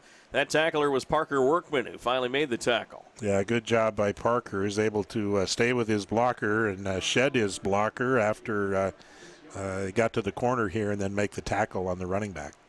That's positive yardage of 6 yards into Badger territory. The 42 is the Matadors are really just running it right down the throats of Snow, and they're being successful at it. Yeah, you look up, Mike, and there's only 2 minutes left here in the third quarter, and the Matadors have successfully had the football here for quite a while on this drive. 2nd down and 3. There's the handoff again up the middle, squirting to the outside again as the running back has the first down along the numbers on the near side to the 36 of Snow. And again, Snow cannot stop the rush attack of the Arizona Western Matadors. Yeah, they've been unable to really put a lot of pressure on the quarterback as he's dropped back to pass. And now we see the Matadors just going to work. That offensive line starting to really wear down the defense of the Badgers, and picked up another first down here inside the 40-yard line, and they're on a roll. So right now it's 1st and 10 for the Matadors at the Badger 36-yard line. Minute 23 left here in the third quarter. Snow up 14-10. There's the snap. Handoff goes up the middle, and again, Parker Workman and Sherman Lavaca converge on the tackle, but not before the running back powers forward to the Badger 33 for another 3-yard gain. Yeah, good effort there by the defense to hold firm after contact was made, but like you said, Mike, there was 3 or 4 yards progress, and just unable to control that line of scrimmage has given the running backs for the Matadors kind of an unfair advantage, and they're picking up 3, 4, 5 yards on this on each carry. So that'll be a 2nd down and 7 for Arizona Western as they're trying to drive to take the lead here in the closing seconds of the third quarter of play. Logan Bird with 2 wide receivers stacked on the near side. 1 wide receiver, Trayvon Johnson, goes in motion. There's the handoff to the running back up the middle, and this time he is wrapped up and thrown down. And then that was actually pulled out and taken by the quarterback to the near side, and he picks up another couple of yards, but that was a heck of a throw down by Taulagi. Yeah, I think Taulagi thought that he had the ball carrier in his grasp there, threw him down, but he didn't have the football. So great play, but it wasn't tackling anybody with the ball. Parker Workman finally tackled the quarterback at the 30-yard line. And that'll be the end of the third quarter. As we head to the fourth quarter, it's Snow College leading Arizona Western 14-10, but the Matadors are driving the football on Snow. We'll be back for fourth quarter action right after this on the Mid-Utah Radio Sports Network and Centricom Channel 10. Hi, this is Kevin Madsen with Cache Valley Bank. Is your good old truck not as good as it used to be? Do you need a more dependable set of wheels? Then cruise on over to Cache Valley Bank. We offer great rates, low fees, and quick service on our auto loans. Come and apply today in Ephraim, Mount Pleasant, or Fairview. You'll be glad you did. Cache Valley Bank, a tradition of helping. Member FDIC.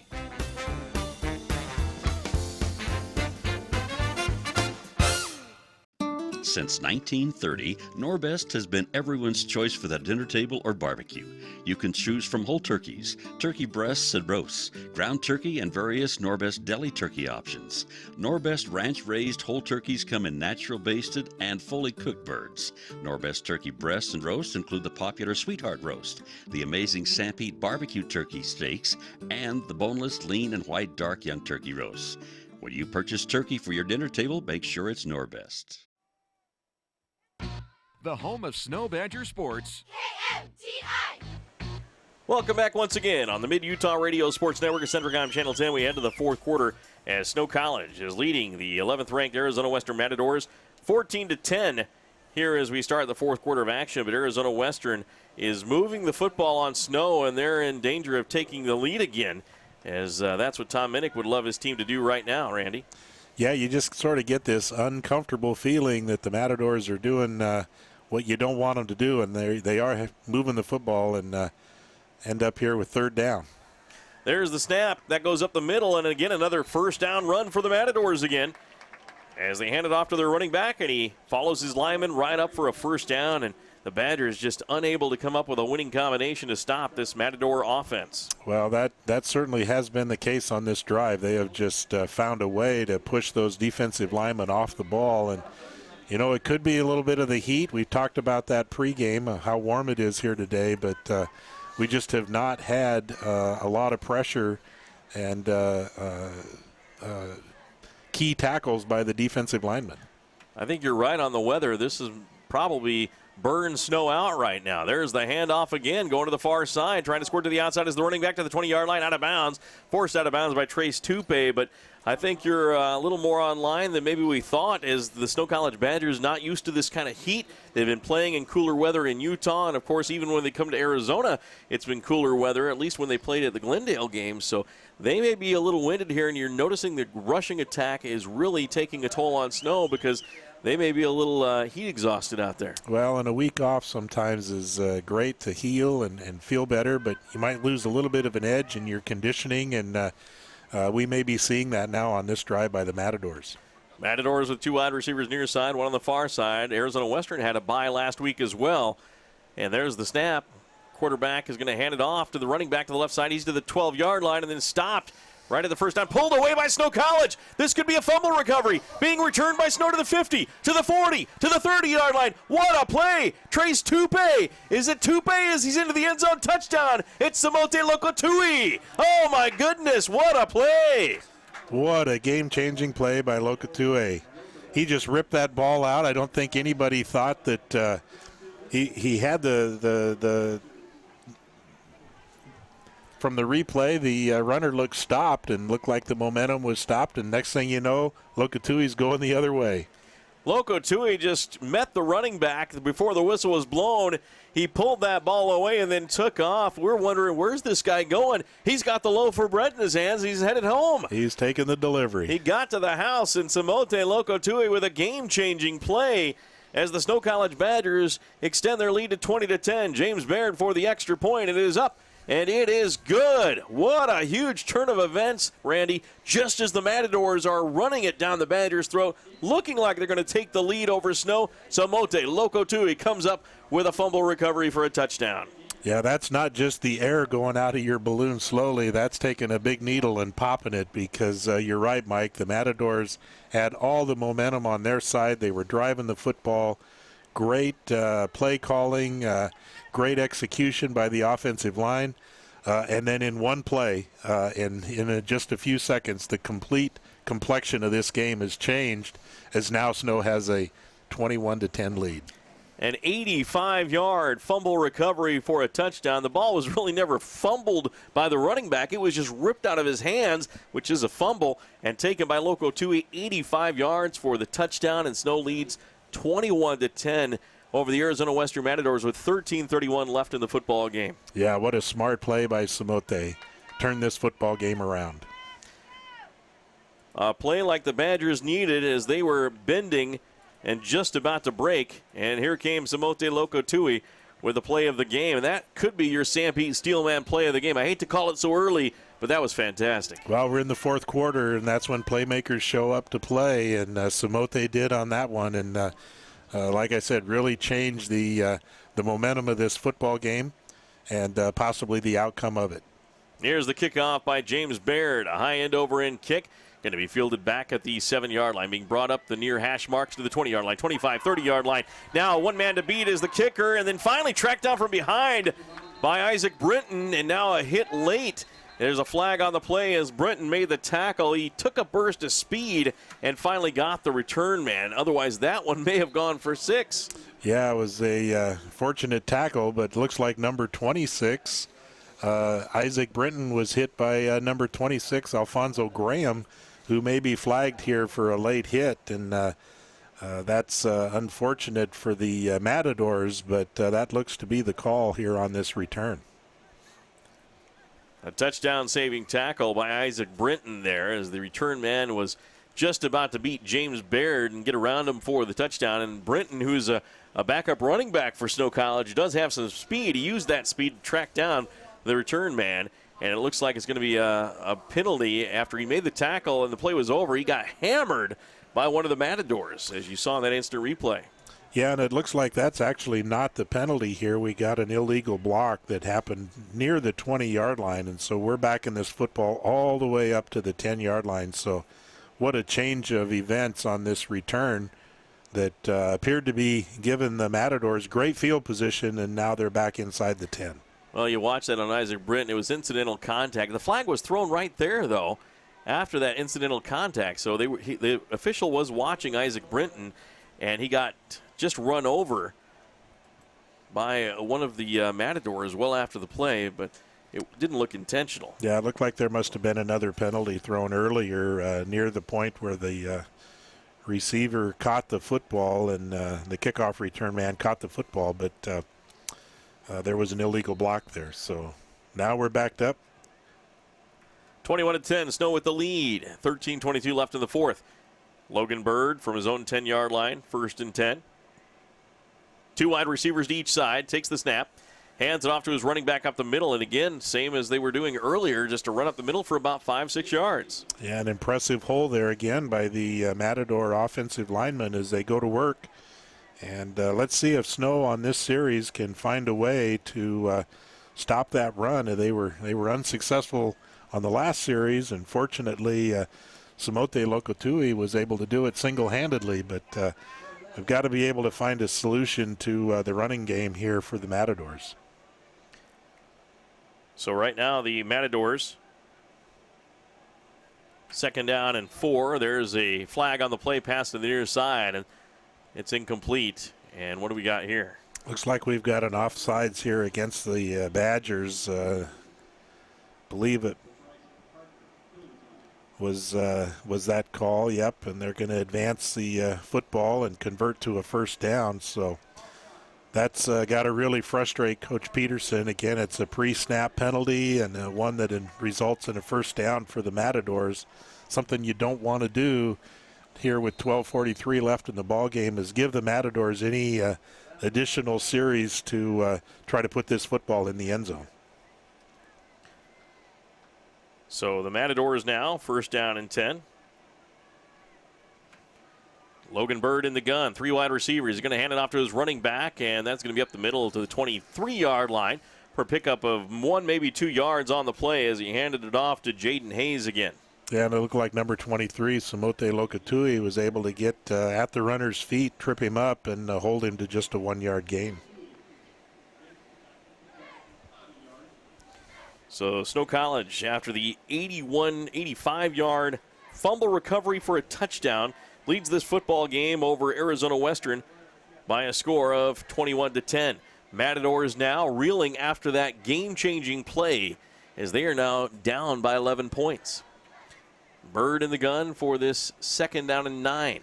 Hands it off again to Hayes. It goes to the left side, tries to cut up field, and Hayes is going to pick up a couple yards, but the Badgers doing a better job of the run defense right now.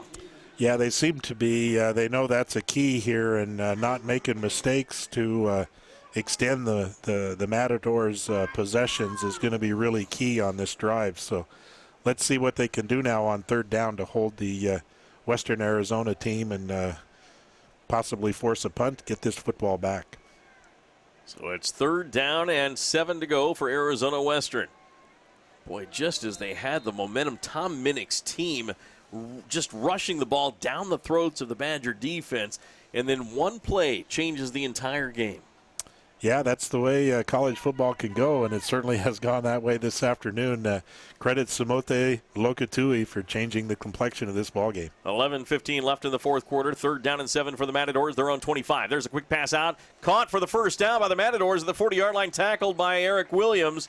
But again, another first down for Arizona Western. Yeah, caught there by Deandre Wallace. He caught a bullet from Logan Bird, who just fired it in there. And I think DeAndre was a little bit surprised that it was coming to him so quickly, but was able to hang on, and probably the first pass we've seen in a while from the Matadors, who have been so successful running the football, but now seem to be moving it as they started on their 10. They're up to the 40. Logan Bird in the gun, 2 wide receivers to the near side, wing back to the right. There's the handoff to his running back up the middle, dancing his way, gets wrapped up and tackled there by Matthew Gotel.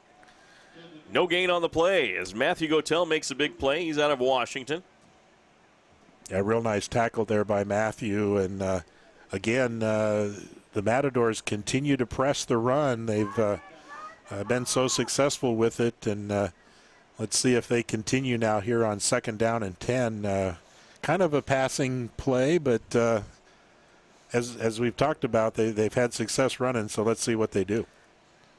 Twins to each side on this second down and 10 for Arizona Western. Logan Bird hands it off to his running back. He heads up the middle. Parker Workman on the tackle. Helped out on that defensive line, and now we've got some pushing and shoving. We've got a little fight going on here. Trace Tupe getting a little excited here, and that may cost the Badgers after a great defensive stop. Well, you just hate to see that because that would have been third down and long, and now you're committing this foul that's going to put your football team potentially granting the Matadors another first down. Just an unfortunate, probably emotional response by Trace, and that indeed does look like the officials are doing. They're going to mark it off here against the Badgers. No matter what is said or what is done, you got to have your composure to help your team. It's team before self, I guess is what coaches say. And unfortunately, at that moment, emotions high, that's not what happened. So Trace Tupe costs his team a possible opportunity to get the ball back and keeps the drive alive for the Arizona Western Matadors as this penalty will put Arizona Western to the Badger 43-yard line, make it 44 with 9:54 left. If they punch this in, again, it's a one-score game down to 4 points. Yeah, what a costly penalty there, and probably nobody feels worse than Trace does. But that's just one of the things you got to do. You got to play smart football, and you got to realize that sometimes you just can't do what you want to do on the football field, and that's the result. First down and 10, Matadors at the Badger 44-yard line on the far hash. Logan Bird sets up his back to the left side. 4 wide receivers. Takes the snap, drops back, looking across the middle, fires one deep downfield and incomplete. Had a receiver that was open, just overshot him. I think he had a couple receivers open, and he threw it right between the two of them. I'm not real sure which one he was trying to throw to, but not a good pass by Logan there, as both receivers had gotten behind their defenders, but Logan failed to hit him. Incomplete pass stops the clock with 9:27 left in the fourth quarter. It's Snow 21, Arizona Western 10 here in this Western States Football League matchup. Badgers just got an 85-yard fumble recovery for a touchdown by Samonte Lokotue to distance the Badgers from the Matadors. It was 14-10. And now in the gun is going to be Bird. He's going to hand it off to his back. He is hit and hammered. Coming through and making a lick, Noah Purcell. Yeah, what a great play by Noah Purcell, and what a great time for him to come through and hammer that running back for a loss, because this series is really key here for the Matadors. As you said, if they can get in and score, they've got a one-score ball game, and that play pushed them back 3rd and 11 now here for the Matadors, and the Snow College Badgers really need to hold them on this play. So the Badger defense trying to hold, as Randy mentioned. Logan Bird on this 3rd down and 11 from the Badger 45-yard line. Back to throw. He's got time. He's going to throw one deep over the far sideline, looking for his receiver. Well downfield, incomplete at the goal line. Missed his receiver by about 7 yards. Yeah, if I'm the Snow College coaching staff, I think I want Logan to keep throwing that football down the field, because he's not come close to his receivers in the last couple of tries. So not a bad thing here for Logan to be out throwing that ball. And it looks like they're going for it here on 4th down, lined up to try to convert this on this play. Snow College will shuffle players in and out very quickly. Logan Bird, 3 wide receivers to the near side, 1 to the far side. 4th down and 11 for the Badger 45. He's back to throw. Throws across the middle. It's going to be caught, hit, fumble on the play, or is that incomplete? It looks like an incomplete pass as the Badgers scooped it up and we're looking to score with Sherwin Lavaca, and that is a turnover on downs at the Badger 45-yard line. So the defense has held back-to-back holds. One, a fumble recovery for a touchdown of 85 yards, and this time they hold and get the ball back. Yeah, an impressive defensive play here by the Badgers. Is when you throw the football, only 3 things can happen, and 2 of them are bad. And on that play, the bad things happen for the Matadors, and good things happen for the Badgers.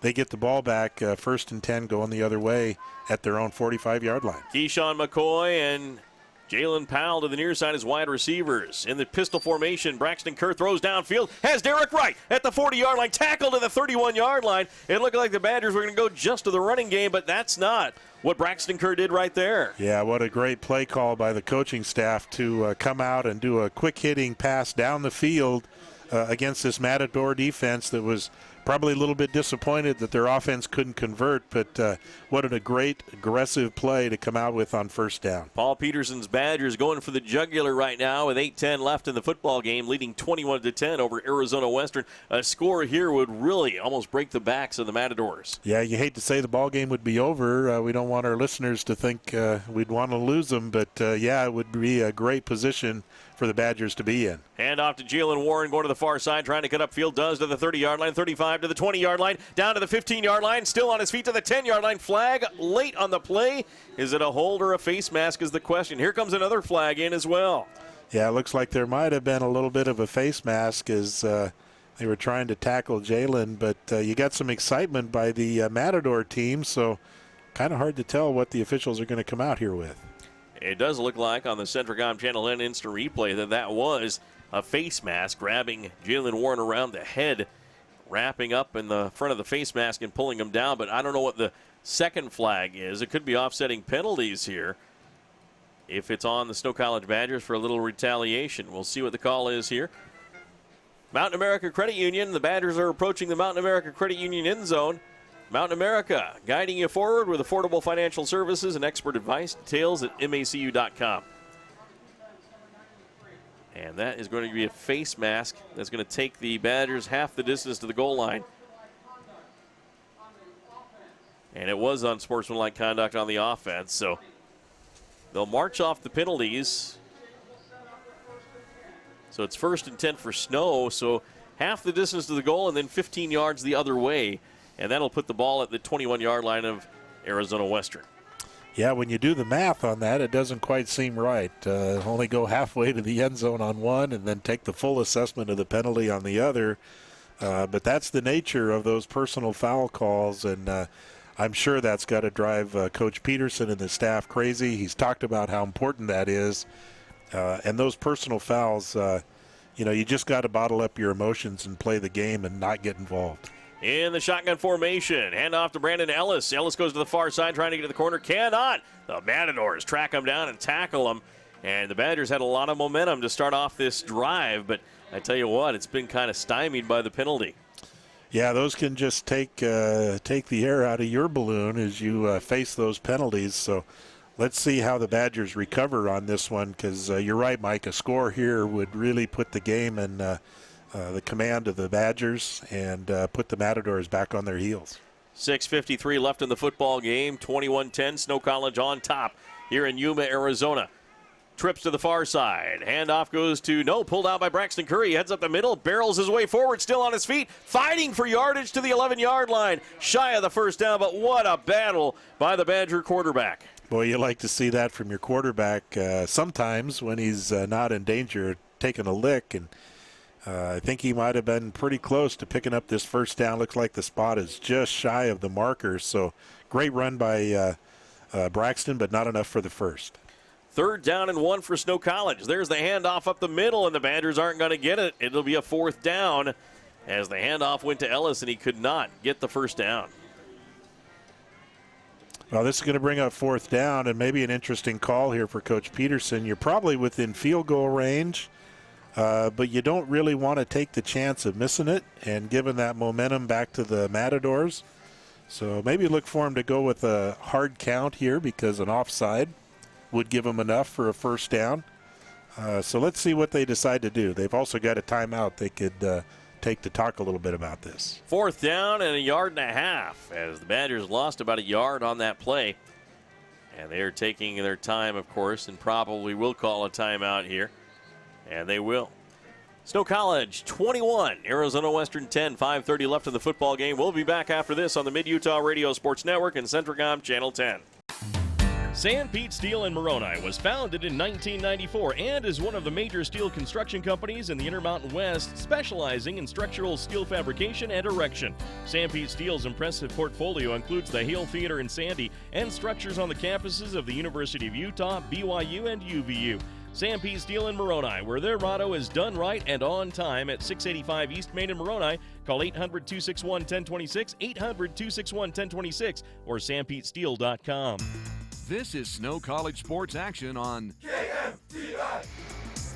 Welcome back to Yuma, Arizona, Veterans Memorial Stadium. Mike Trainer, Randy Keetle on the Mid-Utah Radio Sports Network and Centricom Channel 10. The Snow College Badgers hanging on to a 21-10 lead with 5:30 left in the football game, and now they will make the field goal attempt from 30 yards out for James Baird as they'll try to make this a 14-point game instead of going for it on 4th and 1.5 yards.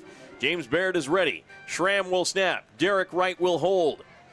There's the snap. The ball is down. The Baird kick is drilled up. It's to the left and gets through good. The Badgers take the lead or extend their lead 24-14 or 24-10, a 14-point lead over the Arizona Western Matadors as James Baird just boots it right through the uprights and gives the Badger that 14-point lead.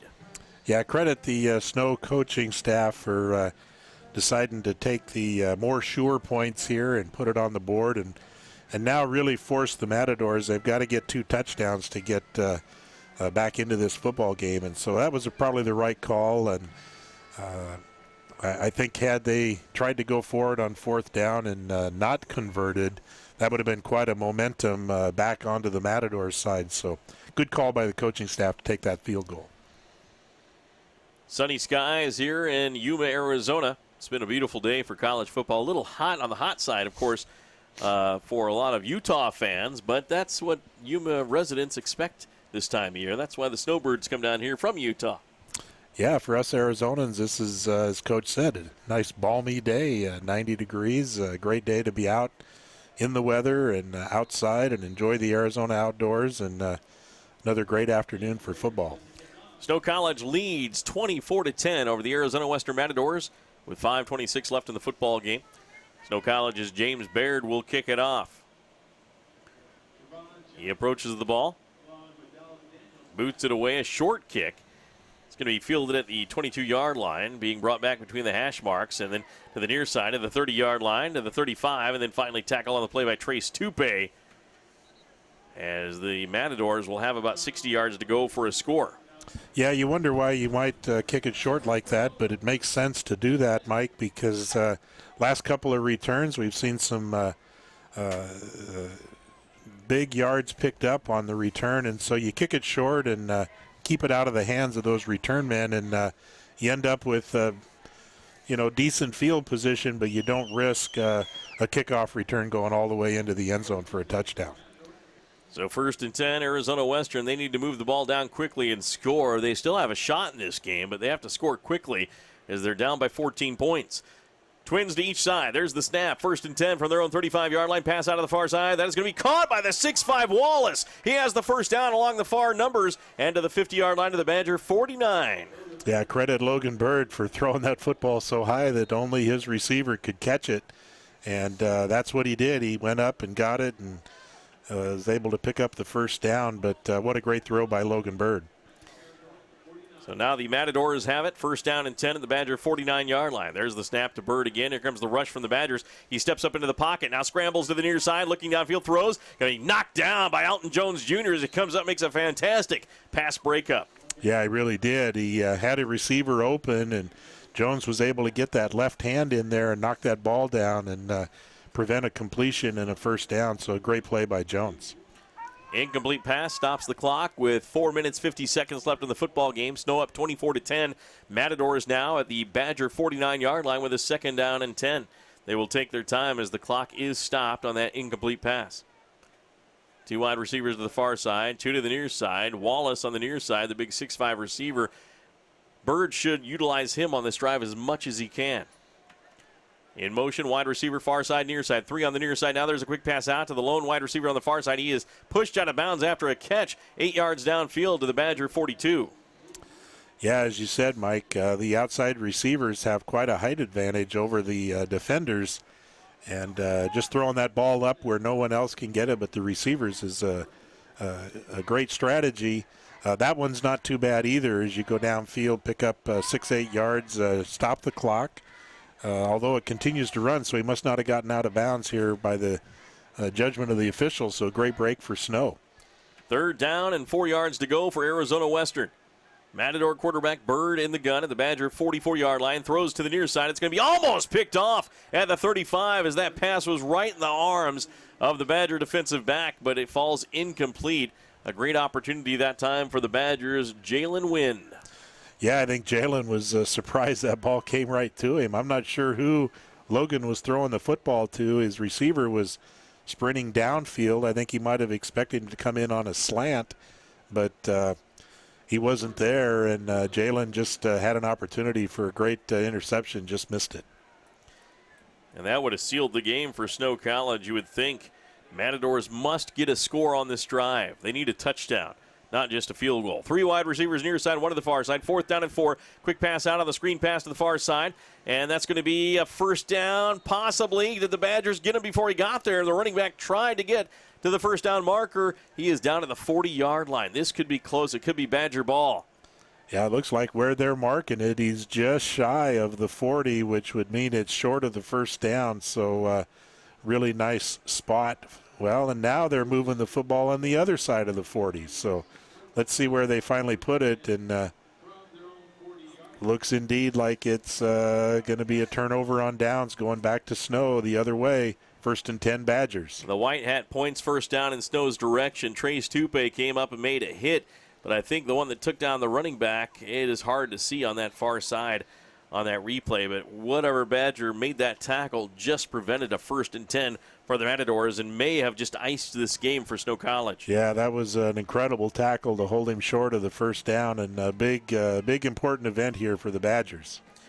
Snow College now with the football. There's the first down play, and it's going to come to the near side on the rush attack, and that's going to be a gain of about 4, maybe 5 to the 45-yard line on the running play that time by Jalen Warren.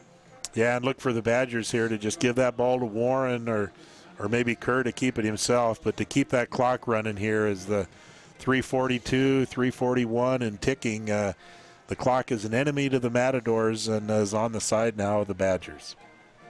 24-10, Snow College with the lead. 3:32 left in the football game. The Badgers could have a huge victory here on the road over Arizona Western here in Yuma, and the Badgers would, of course, break that third-place tie with Arizona Western and have sole possession of third. Pistol formation. Handoff, no, pulled back out by Braxton Kerr. Kerr goes to the near side, gets up to the 49-yard line. Almost a first down for Snow College. Well, and good decision by Braxton. He held up here before he got too close to the out-of-bounds marker. He didn't want to give the officials a chance to, stop that clock by him stepping out of bounds. So good decision by Braxton Kerr to go down inside the playing field to keep that clock running. 3rd down and 1 for the Snow Badgers. A first down here would basically seal the game with 2:50 left. And I'm not sure the Matadors have many timeouts left either. 3rd down and short for the Badgers. Pistol formation. Braxton Kerr takes the snap. Hands off to Jalen Warren. Up the middle, gets tackled shy of the first down. So that'll be a 4th down and 1. And you bring the punter on for Snow College to punt it down? Or do you go for it here and try to ice the game with your offense? Well, I think, Mike, if you're asking me, I think you got to punt this football away. I think you're at midfield. If you don't get it, you're giving them a very, very short field. And the Matadors have, shown that they, with 2 minutes and 30 seconds, that they could get in a couple of scores here. So I think you've got to take the punt, pin them deep, and try to rely on your defense to hold them and finish out this ball game. We haven't seen the Badgers run the rugby-style kick either, with the option to run for the first down or punt it away. So we'll see what the Badgers decide to do here as Bunker Weimer, I believe, will come out to punt it away for Snow College. The 6'3", 205-pound freshman from Overton, Nevada. He is set up at his 35-yard line to punt this one away. Yeah, this is a smart play, Mike. You want to be able to punt it away, rely on your defense to finish up this ball game and get out of town with a victory. One man back to receive at the 13-yard line. There's the snap for Weimer. Punts it away. A nice high spiral kick. Going to be fielded back at the 8-yard line and then going down with the Badger punt team just taking him down. Great job by Chase Hess to turn him inside, and then making the tackle for Snow College was Stephen Wright. Well, and fortunately for Snow back here, there's some laundry on the field, and the defensive men ran into Bunker. We're going to have a kicker interfere, probably roughing the kicker here and get a chance for the Badger offense to come back on the field.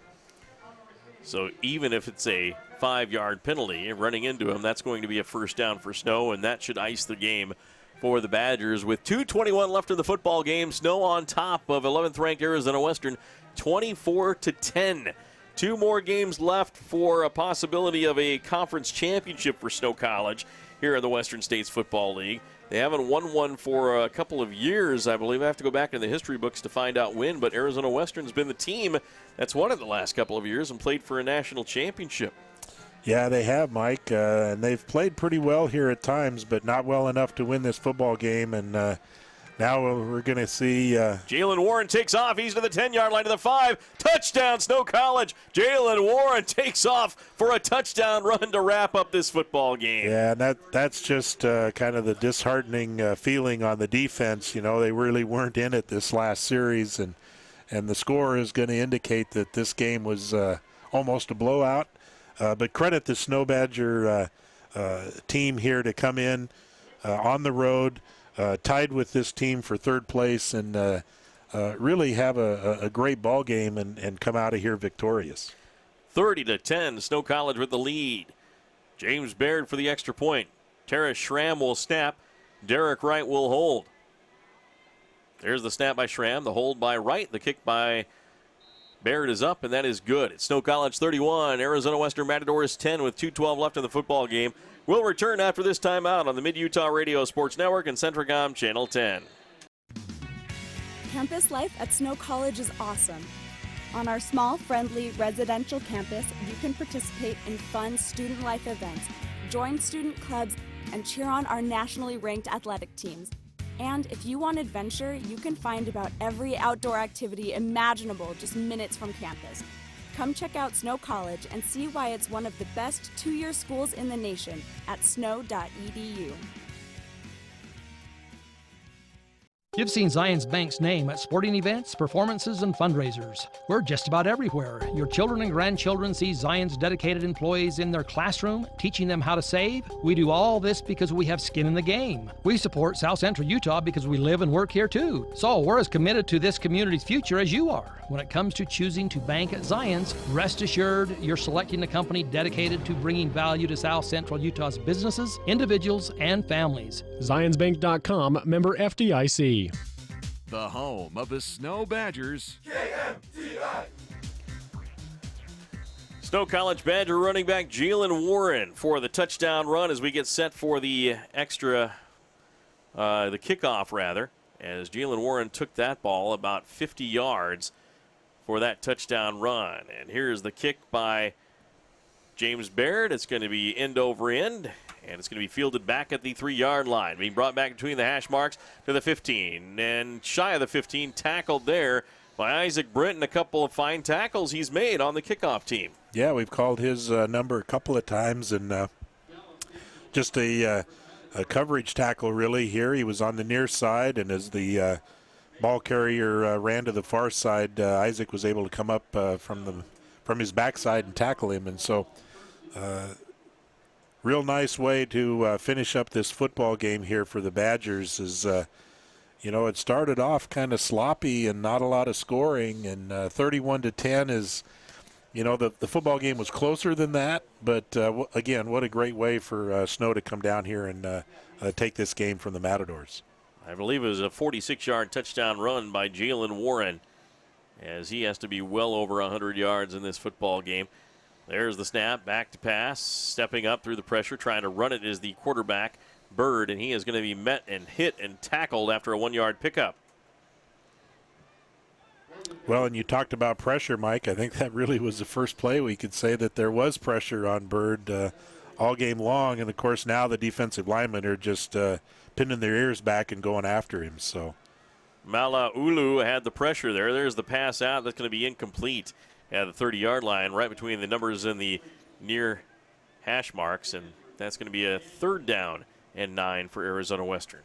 Yeah, and one of the things you hope for here as you finish up this ball game is that with a minute 39 left, you don't want to risk injury to any of your players, and you want to be sure that you can get out of here without having anyone seriously hurt in the last minute and a half of this game. So as we finish up the ball game here, 3rd and long, let's keep that in mind with Snow coming away victorious today, but wanting to avoid injury. There's the snap. Here comes the rush. Pass out to the far side. It's going to be caught on that far sideline for a 1st down at the 33-yard line of Arizona Western. Nice catch. Nice throw by Bird. Well, it was a nice throw, and again, he threw it up there where his receiver, Leon Morgan, went up for it, but he just wasn't tall enough at 5'9". He's jumping to get somebody on the far side. I believe it was Deandre Wallace. He's 6'5", and so he's got quite a height advantage. And, again, Logan threw it up there where he was the only one to catch it.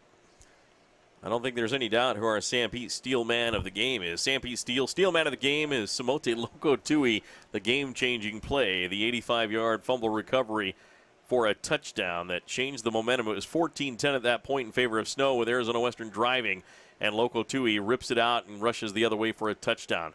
Now it's going to be a free play, as I believe the Badgers may have been offsides, and running out of bounds is Bird on the near sideline.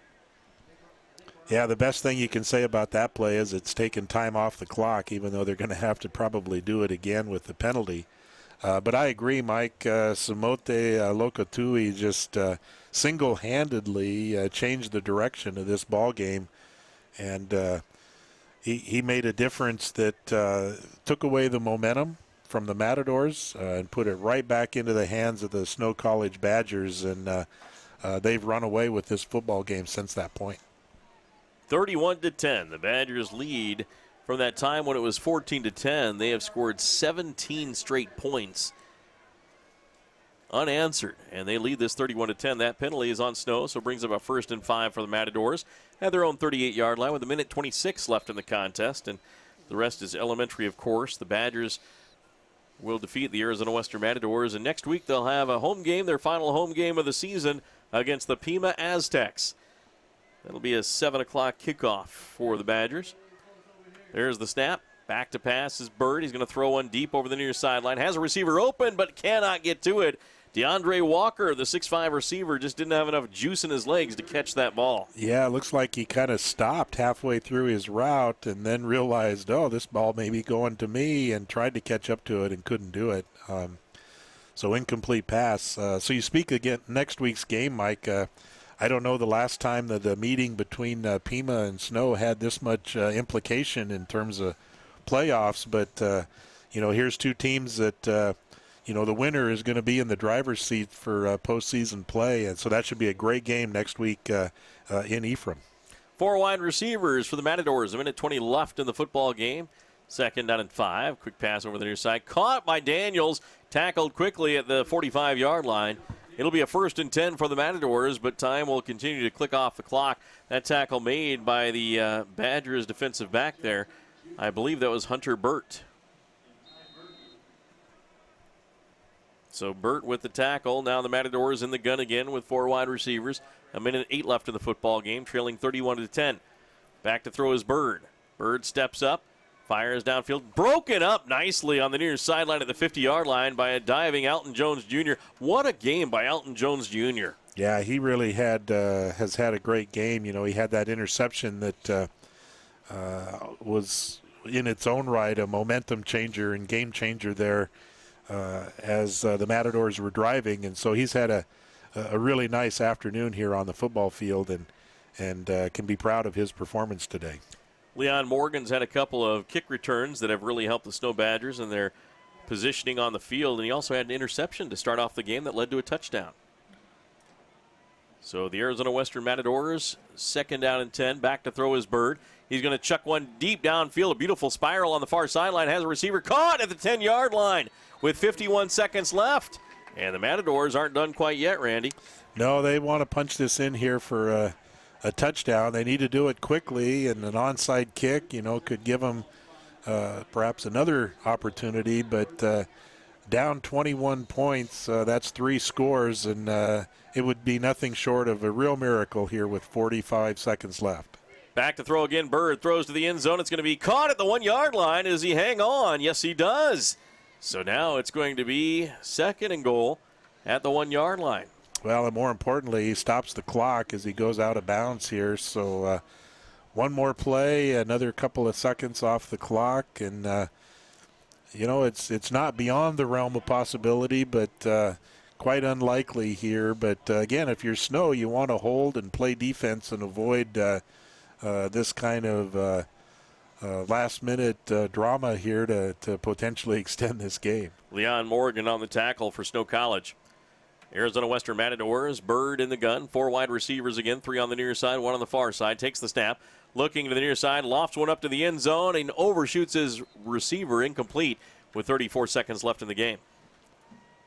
Yeah, kind of an unusual play call there. Seems like you've got a clear height advantage here by both of your receivers, and rather than lofting it up and letting a receiver run underneath it, maybe you just fire one up in the air and let him go up and get it and take it away from the defender. And looks like the receiver may have pulled a hamstring here trying to catch up to that football. He's coming off on the side. 3rd and goal at the 2-yard line of Snow College. Snow up 31-10. So this score, if the Matadors are able to punch it in, a bit insignificant unless they get an onside kick and a fumble recovery, a quick score, and then do it again. They have to do it again. Yeah, like I said, quite unlikely, but, crazy things have happened on the football field. We've seen them, and it's happened. But, again, Snow sitting here really in the driver's seat. They have to play good defense here and not make any mistakes, finish out this ball game. 34 seconds left from the 2-yard line. It is 3rd and goal for the Arizona Western Matadors. There's another pass to the end zone, looking for a receiver out of the end zone, incomplete.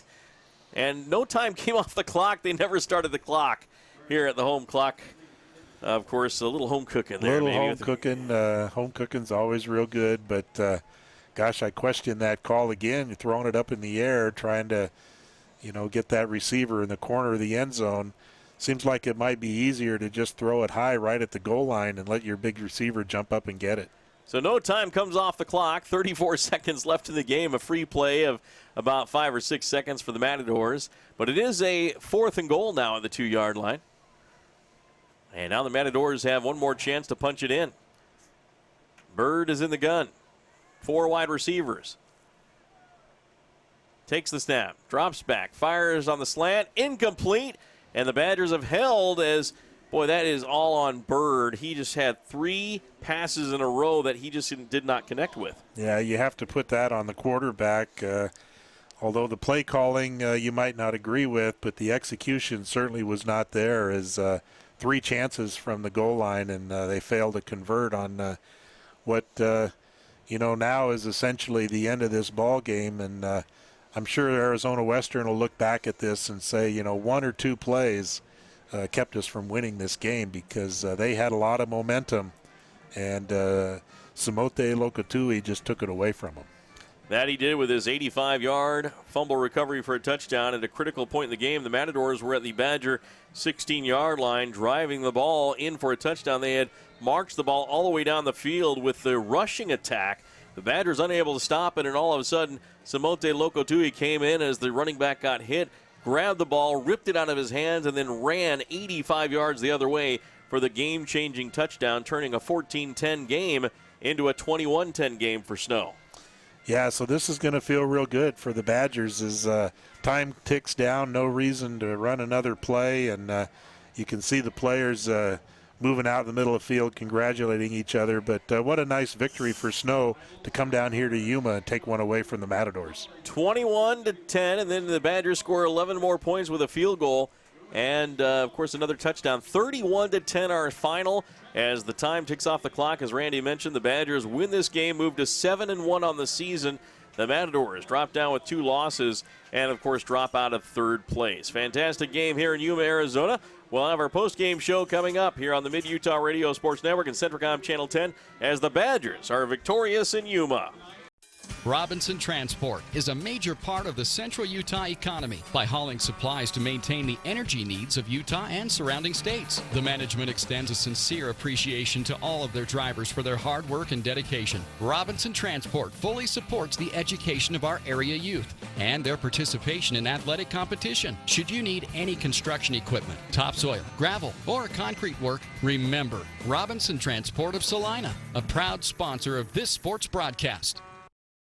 I'm Reed Skinner. I'm an OBGYN, recently transferred here to Central Valley Medical Center in Nephi. I'm excited to bring to Nephi the experience and the training that I've had in helping to take care of women through all stages of life, from low risk to high risk pregnancies or infertility, family planning, all the way to postmenopause and the management of that time frame. I also specialize in minimally invasive surgery. I'm excited to be here in Nephi and partnering with Central Valley Medical Center, providing the best possible care we can for women through all stages of life. CO Building Systems in Ephraim manufactures a complete line of pre-engineered metal buildings of all sizes. Plus, they are your headquarters for custom metal roof and wall panels for your home or business, including all trim and accessories. All of their roof and wall panels are available in several gauges and over 20 different colors. For a free cost estimate or more information, contact CO Building Systems in Ephraim, 800-262-5347.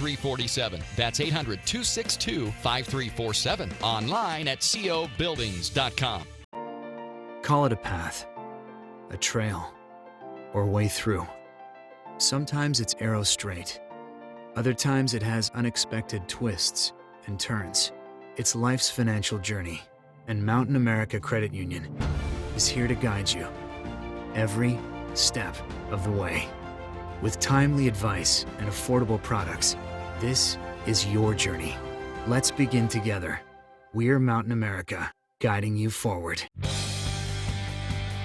Now's a great time to go deep at Little Caesars in Ephraim and Nephi. Try the hot and ready deep dish lunch combo with 4 slices of Detroit-style deep dish pizza with pepperoni and 1 20-ounce Pepsi product. Makes my mouth water just thinking on it. Hey, you can also go deep with a deep dish 3-meat treat and the deep dish ultimate pizzas, and you'll have a hard time wiping that satisfied smile off your face. Go deep today at Little Caesars in Ephraim and Nephi. Hi, I'm Dr. Jones. I'm the OBGYN here at San Pete Valley Hospital. I specialize in obstetrical care, including low and high-risk deliveries, as well as gynecologic care using the latest techniques and minimally invasive surgery. After working in a busy Southern California hospital for the last 4 years, it's nice to bring my family back to rural Utah and serve the San Pete Valley and surrounding area.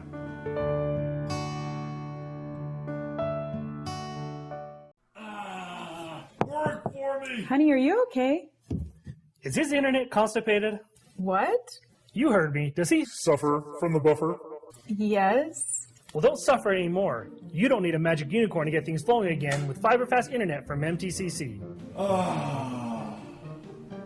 Side effects may include smooth video streaming, incredible online gaming experiences, the ability to use multiple devices at the same time, and an overall feeling of giddiness. You may even giggle. It's that fast. Some restrictions may apply. Not available in all areas. You no longer need to worry over missing teeth or dentures not fitting correctly. Douglas Dentistry offers tooth replacement options, including complete dentures, partial dentures to bridges, dental implants, and much more. Call 283-3800 so Dr. Douglas can improve your smile. That's 283-3800, or visit Douglas Dentistry at 41 West, 700 South in Ephraim, across from Los Amigos. Try us online at douglasdentistry.ephraim.com or find us on Facebook. This is Dr. Douglas. Let us take care of and improve your dental health. Your connection for Snow College sports.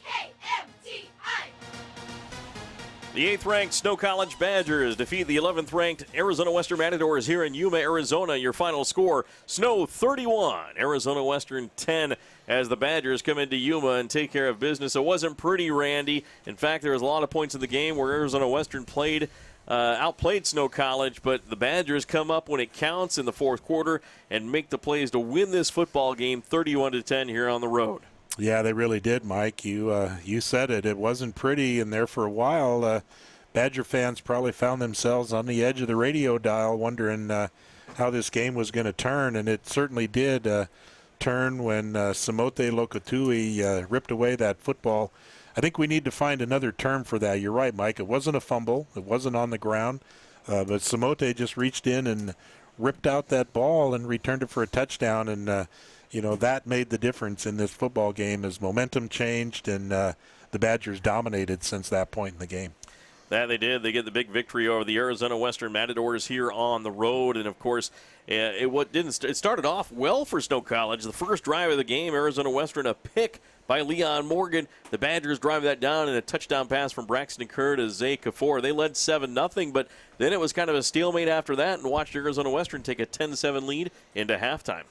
Yeah, it was a little bit uncertain, again, as we talked about. Kind of a sloppy game, lots of penalties, a couple of turnovers, and Snow found themselves down at halftime. But good teams find a way to take advantage of the situation. Players come up with big plays, and we saw that this afternoon as Samote was able to, get that rip out, as I call it, and change this game and enable the Badgers to walk away here victorious. That they did. Of course, just a big second half for Snow College. And they started off with a nice kick return as Leon Morgan started off all the way down to the 30-yard line or so of the Arizona Western Matadors to start this second half, which led to that momentum. Yeah, Leon had a great game in a lot of aspects. He was constantly matched against receivers that were, 6, 7, 8 inches, maybe even a foot taller than him. And yet he played well in his defensive back position. And so credit him for having a great game here and making a difference as the Badgers win. That they did. Of course, we watched some of the replays now. There was that kickoff return to start off the second half by Leon Morgan to start off the onslaught by Snow. They trailed 10-7, of course, in the game, and the Matadors only got a field goal in the second half, or actually they didn't score in the second half at all. They had their 10 points in the first half as they had a touchdown and then that field goal just at the end of the first half. No, you really could give an award to every one of those Badger defensive players as they successfully came out, and I don't know what Coach Peterson said to them or the other coaches said to the defense at halftime, but they kind of made up for a little bit of a sputtering offense, and eventually Braxton Kerr got going with the vertical pass. We saw a few of those open up here in the second half, and that's where the Snow College Badgers really took over this ball game. And of course, we had a couple of the big momentum-changing plays. But credit that Badger defense for not giving up any points in the second half to the Matadors. So the Badgers, of course, get the victory here. We do appreciate our sponsors. We'll have our players of the game coming up. Our Little Caesars player of the game, of course, a $5 large pepperoni or cheese pizza to that Badger player of the game. Also, we'll have our Sam Pete Steel man of the game, which we've kind of led into. We already know who that's going to be. Of course, the Sam Pete Steel hoodie will go to that player. Sam Pete Steel, done right and on time. Badgers, 2 more games left in the season. They have the game at home against Pima next week, their final home game of the year, and then on the road to Eastern Arizona, which may be the toughest game of the season for them to this point. They have to take care of business at home with Pima. No pushover, as they're one of the undefeated teams in the WSFL, but that Eastern Arizona game, that's the one on the road that, boy, that's going to be a tough one. Yeah, and the coaching staff is going to have their work cut out for them to be sure that Snow focuses on this next week and not look too far ahead. But, Pima coming in, I believe they're undefeated, and so that's going to be a tough contest, and Snow will need to prepare and be ready to play that ball game. Again, almost in a playoff-like situation, because if they want any chance of having the opportunity to play postseason, they've got to win out these next 2 games. That they do. The Snow College Badgers defeat the Arizona Western Matadors 31-10 here in Yuma, Arizona. We'll take a quick break and be back to wrap up our broadcast with our players of the game right after this on the Mid-Utah Radio Sports Network and Centricom Channel 10.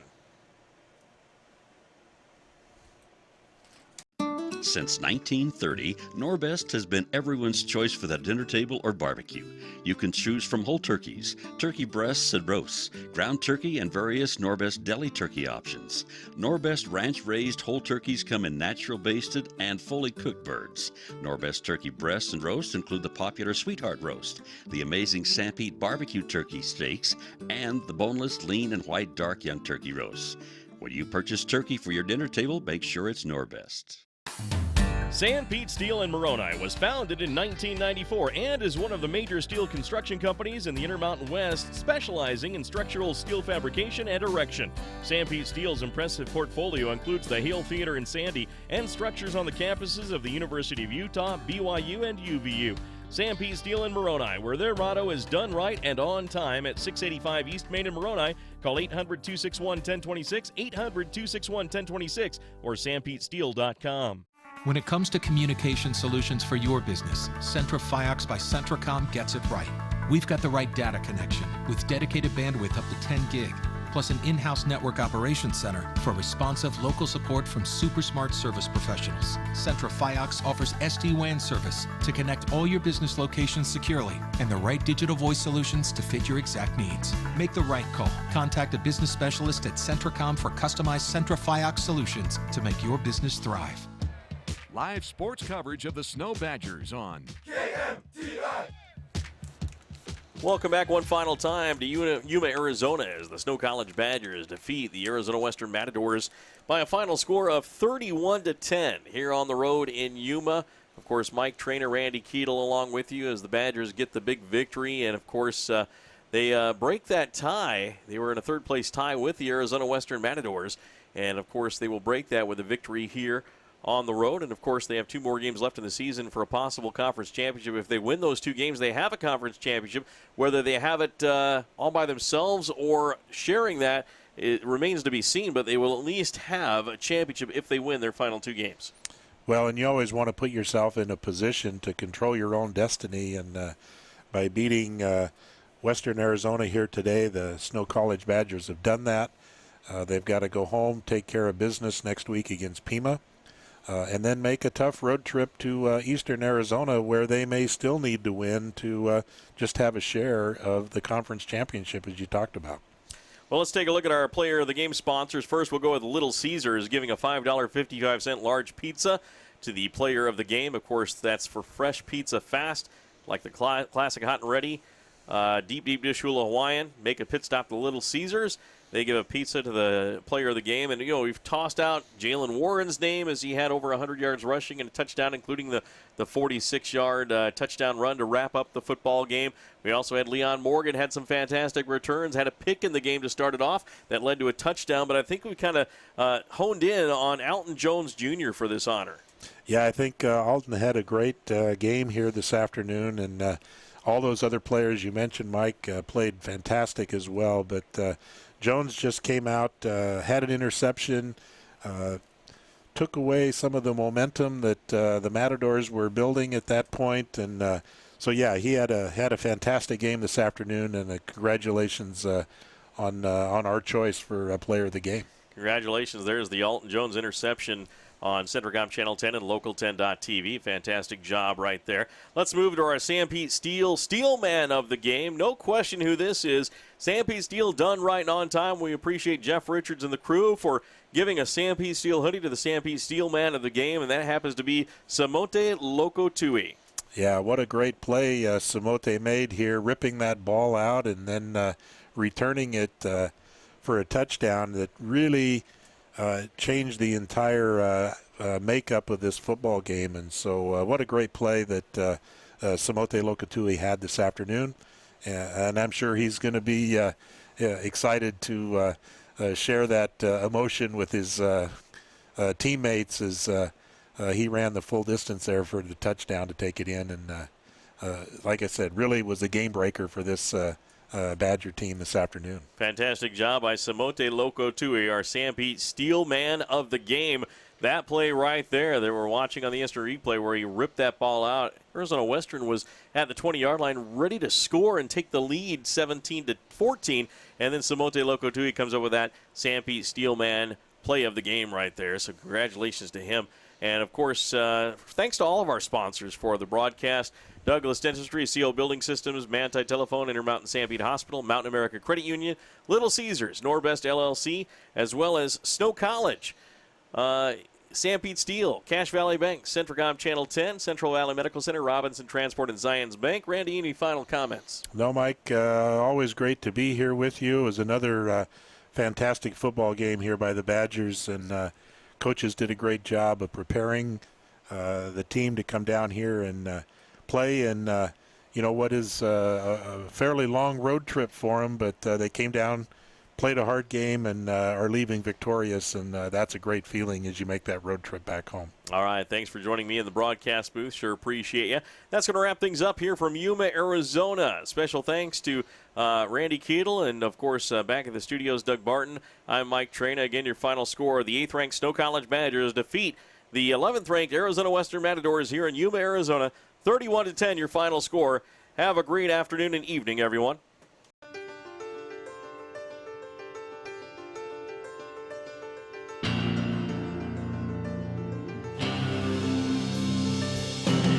You've been listening to exciting Snow Badger football on South Central Utah's sports leader, KMTI AM 650. This sports broadcast has been brought to you by sports-minded sponsors throughout South Central Utah. Join us again for more Snow Badger football action on KMTI AM 650.